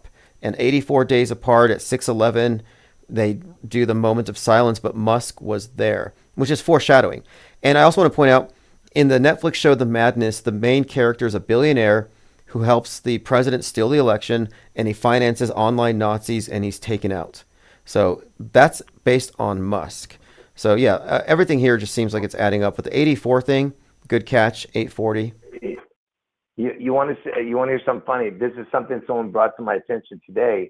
There's a football player on the Seattle Seahawks team who's known as Black Elvis. And why am I bringing him up? You got to see his birthday. It's so ridiculous. He's a nobody. I've never even heard of him, but he's some guy named Frank Clark. See if his nickname is Black Elvis. Okay, Frank Clark, a.k.a. Black Elvis. So I've never heard of this guy before. Right, and he's known as the Shark, too, which is the B side of the sea, by the way. He's known as the Shark and Black Elvis.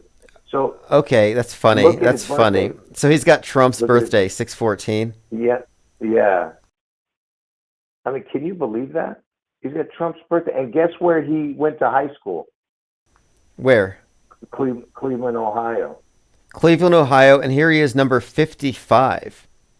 He was 55. Then he returned to the Seahawks at 57.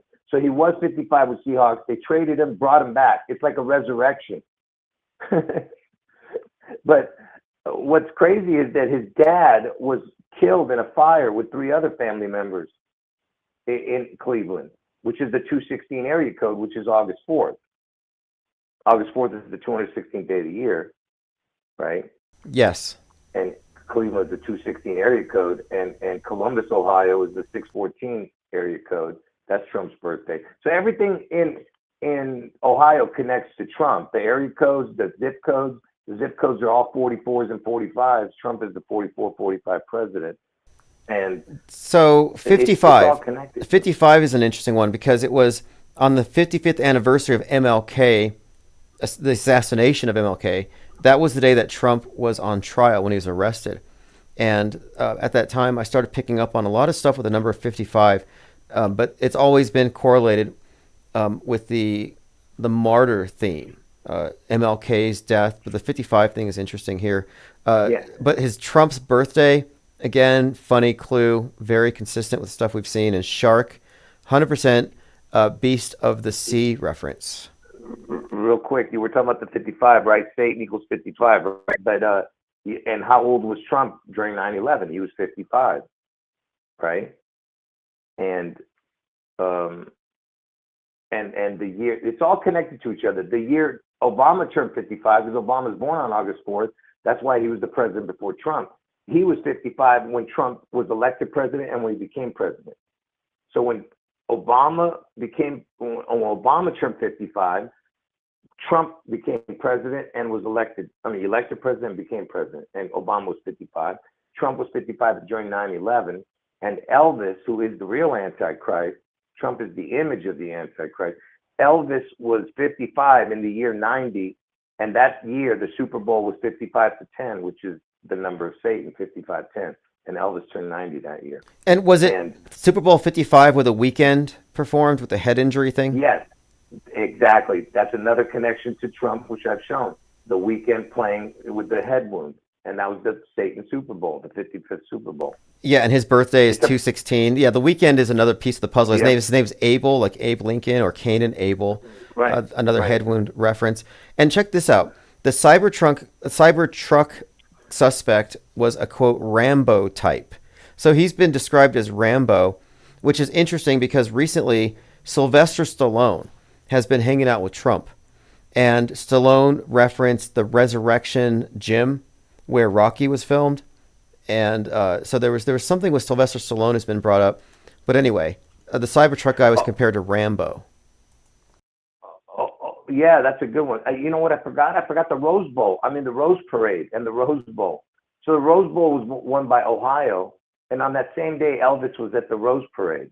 Did you see that? Oh, no, I didn't see that one.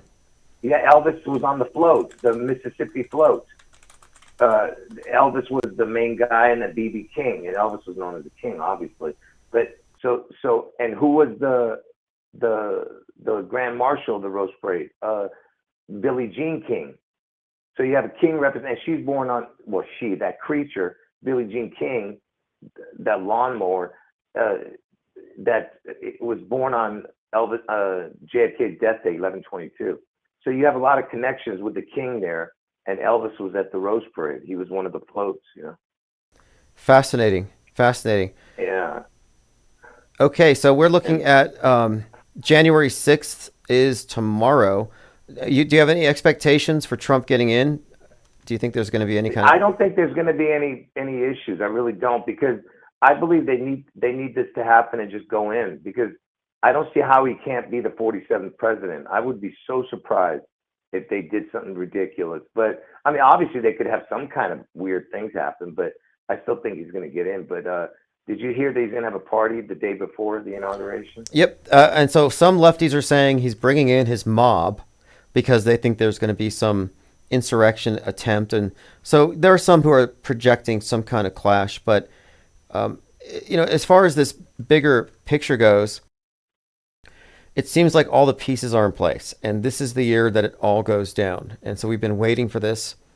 And this is... Hold on, man. Just real quick. Somebody's saying there was 84 band members in that marching band for the Ohio.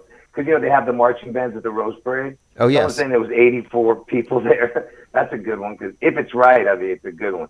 But just check this out. One last thing. He's getting his inauguration on MLK Day, right? 119, right? No, 120. Oh, 120. Okay. That's the party he's having. He's having the party on 119. That's right. MLK Day is his inauguration day. Okay.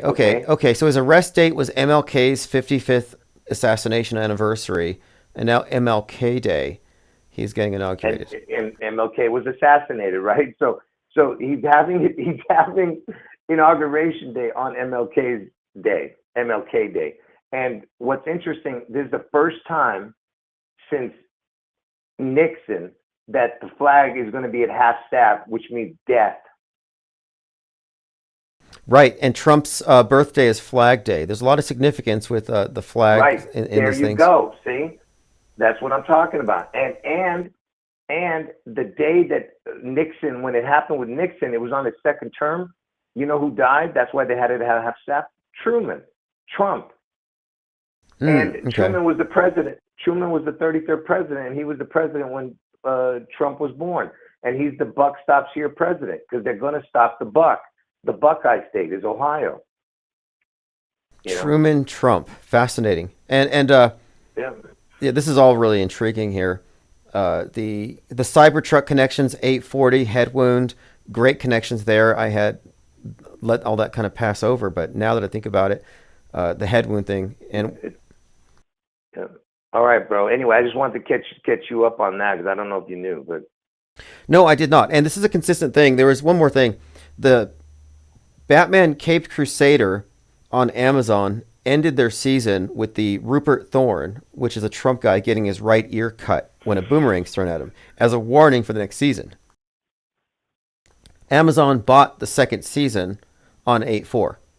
So then I'm watching the show called The Boys, and then you have episode 4/7, season 4, episode 7, where they're planning the assassination. Then episode 4/8, assassination run, but it ends on a cliffhanger. So it looks to me like we're waiting for the next season to begin. So it's almost like there's cliffhangers on all these different shows that had some prediction for this Trump head wound thing. So it just seems to me we're entering the next season. This presidential term is like a season in this psyop or something. Like now we're getting ready for the next scene. yeah, and you know, somebody in your chat was mentioning something about a Cybertruck. The Cybertruck came out on 11/6. Yes. Is that true? Yes. Wow, that's a good one too. Yeah. Anyway, man, Anyway, man, good show as usual. Yeah. I'll talk. Okay, good. Thanks for the information. Have a great evening. All right. Yeah, this 6/14 date is interesting. I was looking at it when I was looking at the show, the movie Don't Look Up, about a comet that's going to hit the Earth in 6 months and 14 days. And Trump's birthday figures in a lot of these psyops. Like we were talking about the Rust movie shooting where Alec Baldwin, who plays Trump on SNL, shot the director and the cinematographer. The director had Trump's birthday. 6/14. 6 months, 14 days, the comet hits. It's just been this recurring theme. And these numbers, these dates, these are just clues. These are just, I would say it's almost like the script writers have their internal, it's a closed system, a script, but they have these almost like internal communication. All right, let's see what else we have here. Piano Dante says the flag is at half-mast in one of the Economist magazine covers, and it has Trump's silhouette. I'm doing a 33 or so minute deep dive on the Trump head wound in Butler and all the predictive programming that led up to it. And there are a number of things in the Atlantic, 2 instances of this prediction in the Atlantic. And interestingly, Alex Soros, I think he was just given an award by Biden. So George Soros received a Presidential Medal of Freedom, but they gave it to his son, Alex Soros. Alex Soros has the Atlantic magazine, and the Atlantic is the one, which I have on my Twitter account, that had foreshadowing for Trump's ear wound. Like, this is specificity. And if you haven't seen it, here's the image from the Atlantic. This is quite damning. This is very specific. This is not the first time the Atlantic foreshadowed it, and it shows you the very part of his ear where he got clipped. And of course, this is before it happened. Ted Stryker in here with 10 wrenches. R. Cook, good old-fashioned Tricky Woo. Lore Master Cat, G33, Hell Nah, Nicholas Pitts, Neat, Chiops, K-Swan, and A-Job 2677. Latest members of the IPS Blue Wrench Lodge. So when I do these 30-minute breakdowns, it's for noobs, but it's also to consolidate information, and those will be made available for you members first. If you're a member of the Patreon or any of the sites or YouTube, you'll get those first. Since we're on the topic, here's Laura Loomer. Coincidence or coordination? On 9/11, Time magazine released this: Trump in trouble. So here's Trump, red flag in the background, in a sand pit. Trump in trouble. 9/11. And this came out right before the Ryan Routh was on the golf course ready to shoot Trump. We have so many examples of this that I'm doing a separate breakdown of it because we're making some progress here in determining the methodology of mass media deception and CyWar itself, and how the techniques of perception management merge with entertainment and future fake news. And they have a system here. It is systemic fakery. These are not anomalies. History is being made in front of us day by day, and it looks like fake news. But over time, all that fake news piling up becomes fake history. And we were born into a world informed by fake history and informed by fake news. Okay, let's continue here. I'm seeing a lot of stuff like this. Fact: Trump is constitutionally disqualified from being sworn in under the 14th Amendment. So I'm seeing like this left-wing version of QAnon springing up, like insurrection stuff. And now you know, this is how you know that Whitsitt has angered the truth community.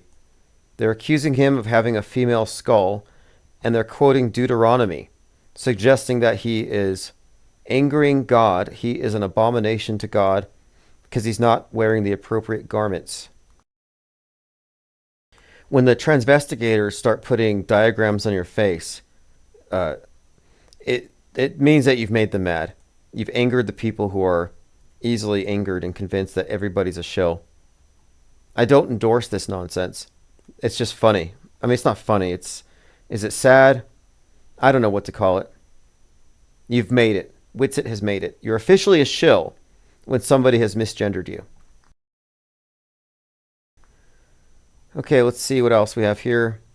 Just scrolling through my notes. There's quite a lot to cover. Elon Musk changed his name to Kekius Maximus, and he has 911 followers. He's always just flaunting this stuff. He's a effective meme. I don't know, a meme engineer. He knows how to tap into things and get people to react, or rather the people who write his scripts. I mean, is he autonomous? Is anybody here operating under the presupposition that any of these world stage characters are autonomous? No, it's not like they're rogue or anything. It's the Truman Show. Okay, check this out. This is It's a reality show that pits teams of elite soldiers from around the world against each other. Man and Tim. Yeah, so this History Channel show about the Las Vegas trucks thing, that tells you this guy was an actor. Okay, scrolling down, this is what I was looking for. So here's some more stuff about Timothy McVeigh, and this is good. There are a number of really good breakdowns where people are noticing the McVeigh thing, but other stuff has come out. Other than his resemblance and the connections to this FBI agent, people are finding anomalies with the entire story. Like apparently when Timothy McVeigh was executed, there were doubts as to whether he was dead, according to somebody, and there was no autopsy. I don't even think that I don't know if we have any information about a burial ground, but I'm noticing a lot of people picking apart the Timothy McVeigh story. I'll have to do a special deep dive on it because McVeigh blew up 168 people, and Special Agent Weissapal saved 168. So there's that, which is kind of interesting. Now, this is kind of neat. I wasn't expecting this.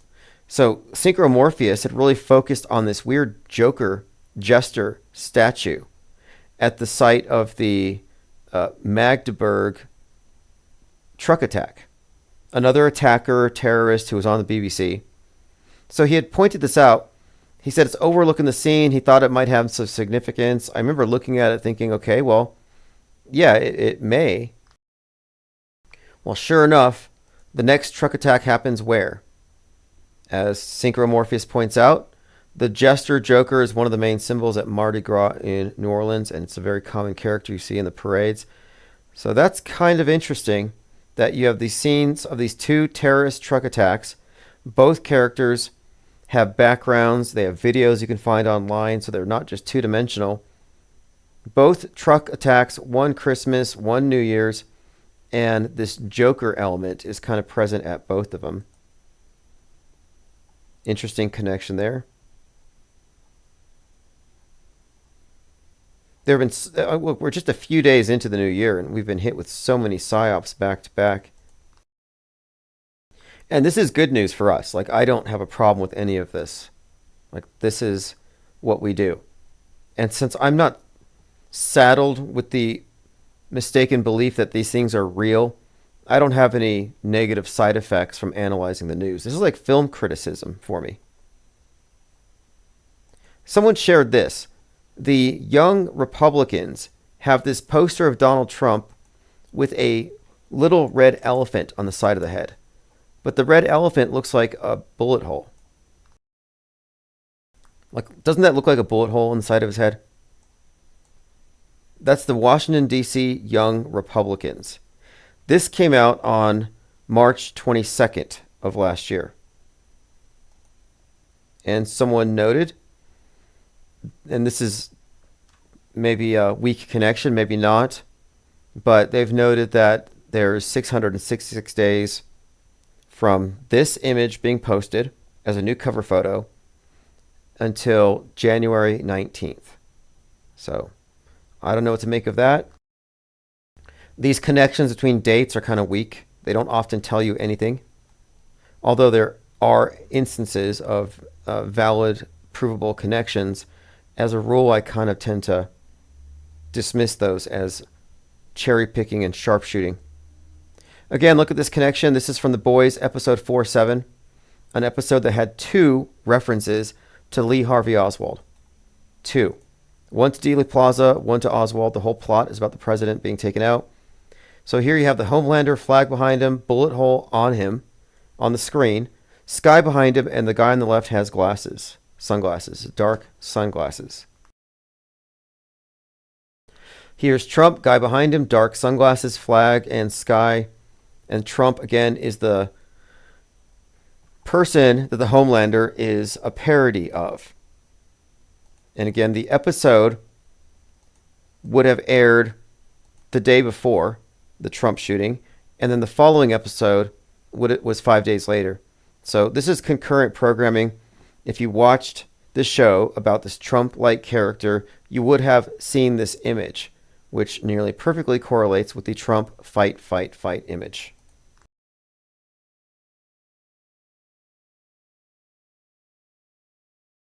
Lickety Split says, Jester could have had Mercury reference. Cut by the Book says, Royal Order of Jesters, Freemasons. All valid points here.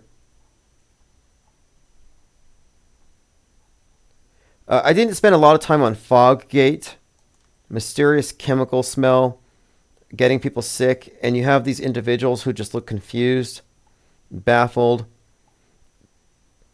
This is an area of engineered panic. Like, we're seeing a new wave of conspiracy theories, or maybe it's not new, it's just becoming more noticeable, where they create entire narratives that go viral with false eyewitnesses, actors. They get on TikTok, they spread some BS, and then somebody on Twitter with millions of followers will take that clip and just throw it out there because it's easy to get engagement. So it's like engagement bait, clickbait trutherism. But it's beyond just clickbait and small-time grifters. This is psywar. These are indeed psyops. This is a super heavy. A lot of people are sharing this image of this video of the super heavy falling into the ocean, and it looks like these things are not only reusable but recyclable. This super heavy rocket appears to be made out of cardboard, corrugated cardboard.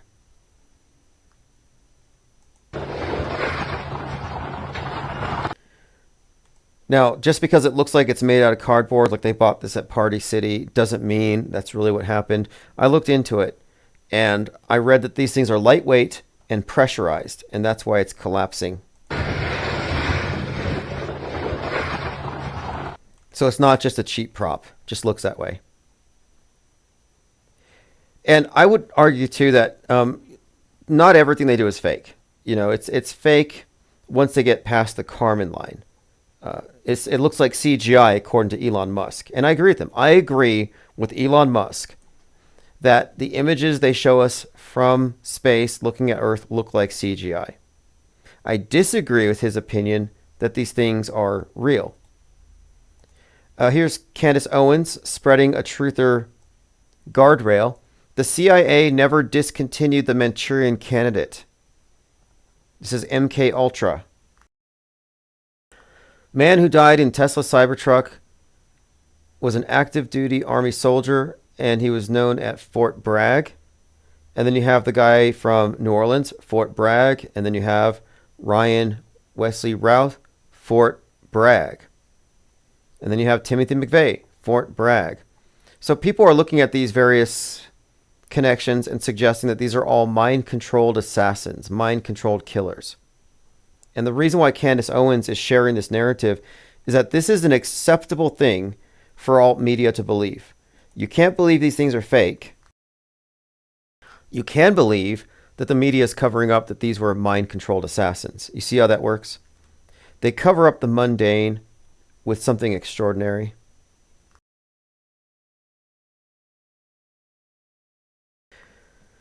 Okay, let's go ahead and see if I can get through the rest of my links here. This is Infinite Planes Sunday, and we will be live tomorrow. I'll have a lot more time. Hey, check this out. The Turner Diaries. This was from a show called The Order. I gotta go watch it. I have to rent it. The Turner Diaries has been used as a blueprint for domestic terrorism for 40 years, influencing the Oklahoma City bombing and the insurrection on January 6th. So that's an interesting connection.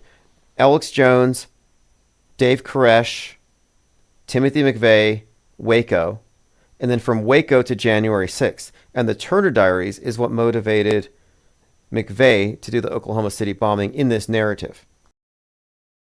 So it's kind of notable here that this movie that just came out is actually suggesting that the Turner Diaries had something to do with January 6th. It's a prop. I don't know if that's even accurate. I mean, how many people here, how many MAGAs have even read it? I would say none. But it is a prop. If you remember in 2020, the McCloskeys, those are the couple that came out when the BLM was marching down their road, and they started waving guns around at the marching protesters. They called this the St. Louis gun-toting incident. So here are the McCloskeys coming out of the house armed because the New World Order is sending troops down the street. Well, I started listening to the audiobook of the Turner Diaries, and it starts off where the guy and his wife, the Turners, are watching as the NWO is sending, specifically, they're sending black soldiers to take their guns. So if you look at the cover of the Turner Diaries, you have the scene where the troops are coming in, the New World Order troops, and they're taking the guns. And the McCloskeys are hiding. So here are the McCloskeys in front of their home with their guns as the equality police are running around taking the guns. So the gonna take our guns scenario that Jones has been pushing since Waco is part of this bigger agenda. The Turner Diaries is a reference to the turning point. The turning point is when the right wing goes militant. And it's not a coincidence that the lead political action committee for the conservatives is called Turning Point USA. But now look at the cover art for the Turner Diaries. So the equality police are marching down the road. This is BLM. And here is the main character and his wife armed. And look at what they're wearing. And now let's look again at the McCloskeys. She's wearing the Hamburglar shirt, black and white horizontal stripes, and he's wearing a polo. that's unbuttoned. Look at the Turner Diaries, Hamburglar shirt, and he's wearing an open polo. So the McCloskeys stepped right out of the Turner Diaries, like on its 42nd anniversary, practically. Not a coincidence. Diana South says, finger on trigger, very wrong stance. Yeah, I don't think I'm worried about her finger on the trigger. I'm pretty sure that's a cigarette lighter. Like, it doesn't look like a real gun. It looks like a prop. And here they are defending their big empty mansion in this gated community surrounded by poor neighborhoods. So this is also tying into the class warfare thing, suggesting that, the equality police theme is in here as well.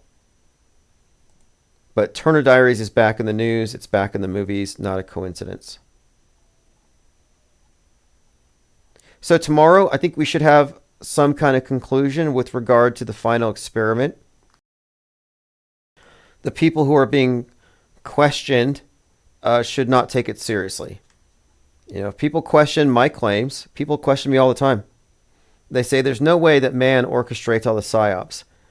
And I'm fine with that. I'm fine dealing with questions because it allows me to fine-tune my arguments.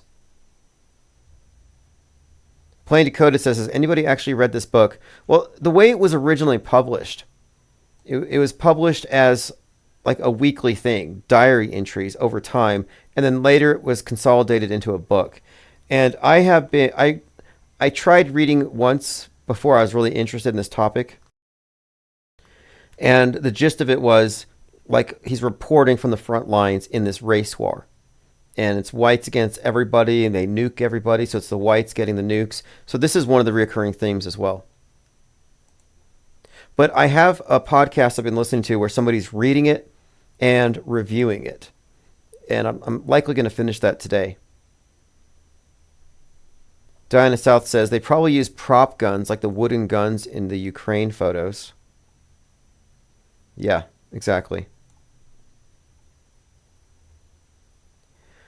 James Fetzer says, longtime residents of New Orleans report the latest attempt to induce fear with terror attack on closer inspection appears to be staged.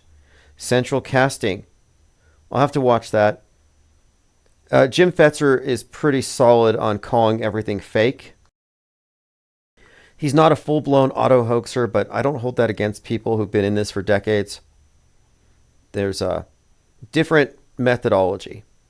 And if you are stuck on one perspective for a long time, it's a little difficult to break from certain presuppositions, but his fact-finding is reliable.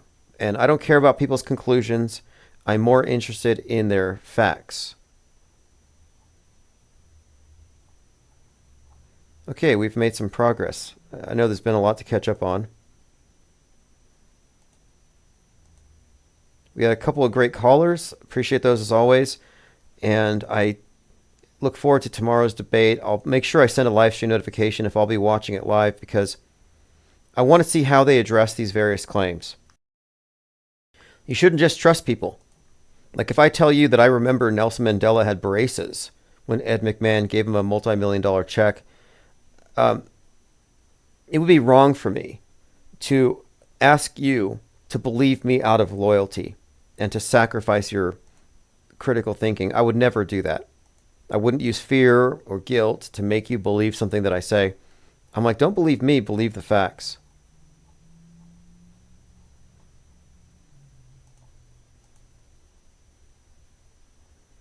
Okay, Thrustazar says, don't forget about the interrogator, aka Marathon Man. Not sure what you're referring to here. If you want to add some details. So we're going to go ahead and end it here. Truth-ertainment. Truth-ertainment is all you're ever going to get from alt media influencers. So I guess I should bring this up. Truth-ertainment is a waste of time. Alt media is a waste of time. Anybody not engaging in full-blown media deconstruction and calling out fakery is wasting your time. If they're dragging you into the political horseshoe, it's a waste of time. And so that's one of the points we need to bring up, is that being right has its perks. And one of the things that we benefit from being correct here in our assessment is we're not wasting our time. William D. says, Fetzer used to set up tables outside USPO in New York City, books and papers on a table. I talked to him 30 years ago. He said this is the balkanization of USA. Fetzer was the first person I talked to in this realm. I went from Normieville to MSM Plus, talking about conspiracies. I got engaged with this after I saw the Charleston shooting, and I was examining that event, and I thought the character was fake. He seemed like a composite. And I sent an email to Fetzer, and we ended up having a lengthy Skype conversation about it. Unfortunately, my internet was terrible, so the recording wasn't ever released, but I've worked with him a couple of times. In fact, Fetzer got censored for a book he wrote on Sandy Hook. He got censored on Kindle. And I hit him up and I said, hey, I'm in a publishing company. Why don't you work with one of my writers and take your book on the subject of that school shooting and turn it into a work of fiction? We'll use fiction to bypass censorship. So he worked out a script, and we published something called The Capstone Event by James Fetzer. It's on Amazon. It's an audiobook. And the cover art, funnily enough, is a mashup of David Hogg and Adam Lanza. We literally put them together. But this was the beginning of a publishing company where my premise was, let me take all of the most censored conspiracy theories and turn them into short form fiction, novellas and short story collections, and publish them and get past the censors. And this is something I'm still interested in doing, but my initial experiment was with Jim Fetzer, and it was off to a great start. So if you haven't read it, read it, and it proves that you can bypass the censors. But the cover art was funny. The Capstone Event, they never thought they would lose control. And I think the protagonist is kind of a mashup between Jim Fetzer and Wolfgang Halbig. And it explains in a plausible manner from the inside how the PSYOP worked. But we did it just to show Bezos at the time, but show Amazon that no, they will not be able to censor ideas. We will just repackage them. We will find a way.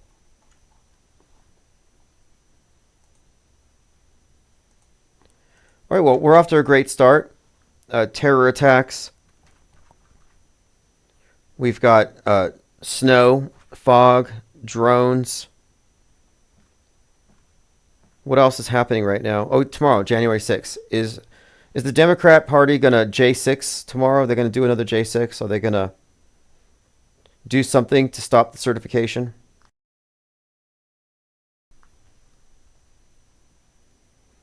John Francis says, shows like The View is state propaganda by actors disguised as organic chit-chat. I agree with that. It's a great tactic. It's consensus building. It's not just them on the stage, but it's the audience. So if they say something and the audience laughs, hey, that's funny.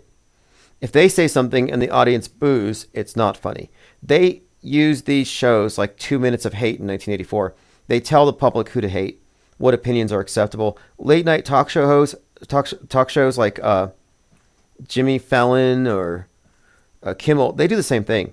They're using the audience to kind of create this sense of a consensus around certain opinions, and it works. People are scared of going against the mob. People are scared to contradict the group. They're afraid of being outgrouped, and that's a very potent fear. That's why I sort of called out Jaron and others, and and McToon for getting big mad. Like, why are you guys getting so mad about this? If you're so mad that you're gonna try to shame people into not believing you, you're actually asking them to not think. And that's kind of the opposite of what we're about here. And I look forward to be proven wrong. Like I think it'd be great. I think it'd be kind of funny. Convince me that the moon landing was real, and I'm open to it. I'm not averse to the truth. I'm not engaged in reality denialism. You know, facts are facts. They're stubborn things. But the way you convince us is with reason and good argumentation. This consensus building by shaming people, yeah, that's mainstream stuff. That's how they do it in the mainstream. Anyway, this has been great. Appreciate the calls and the comments. This is Symbia, COVID Cooties. Have a great evening.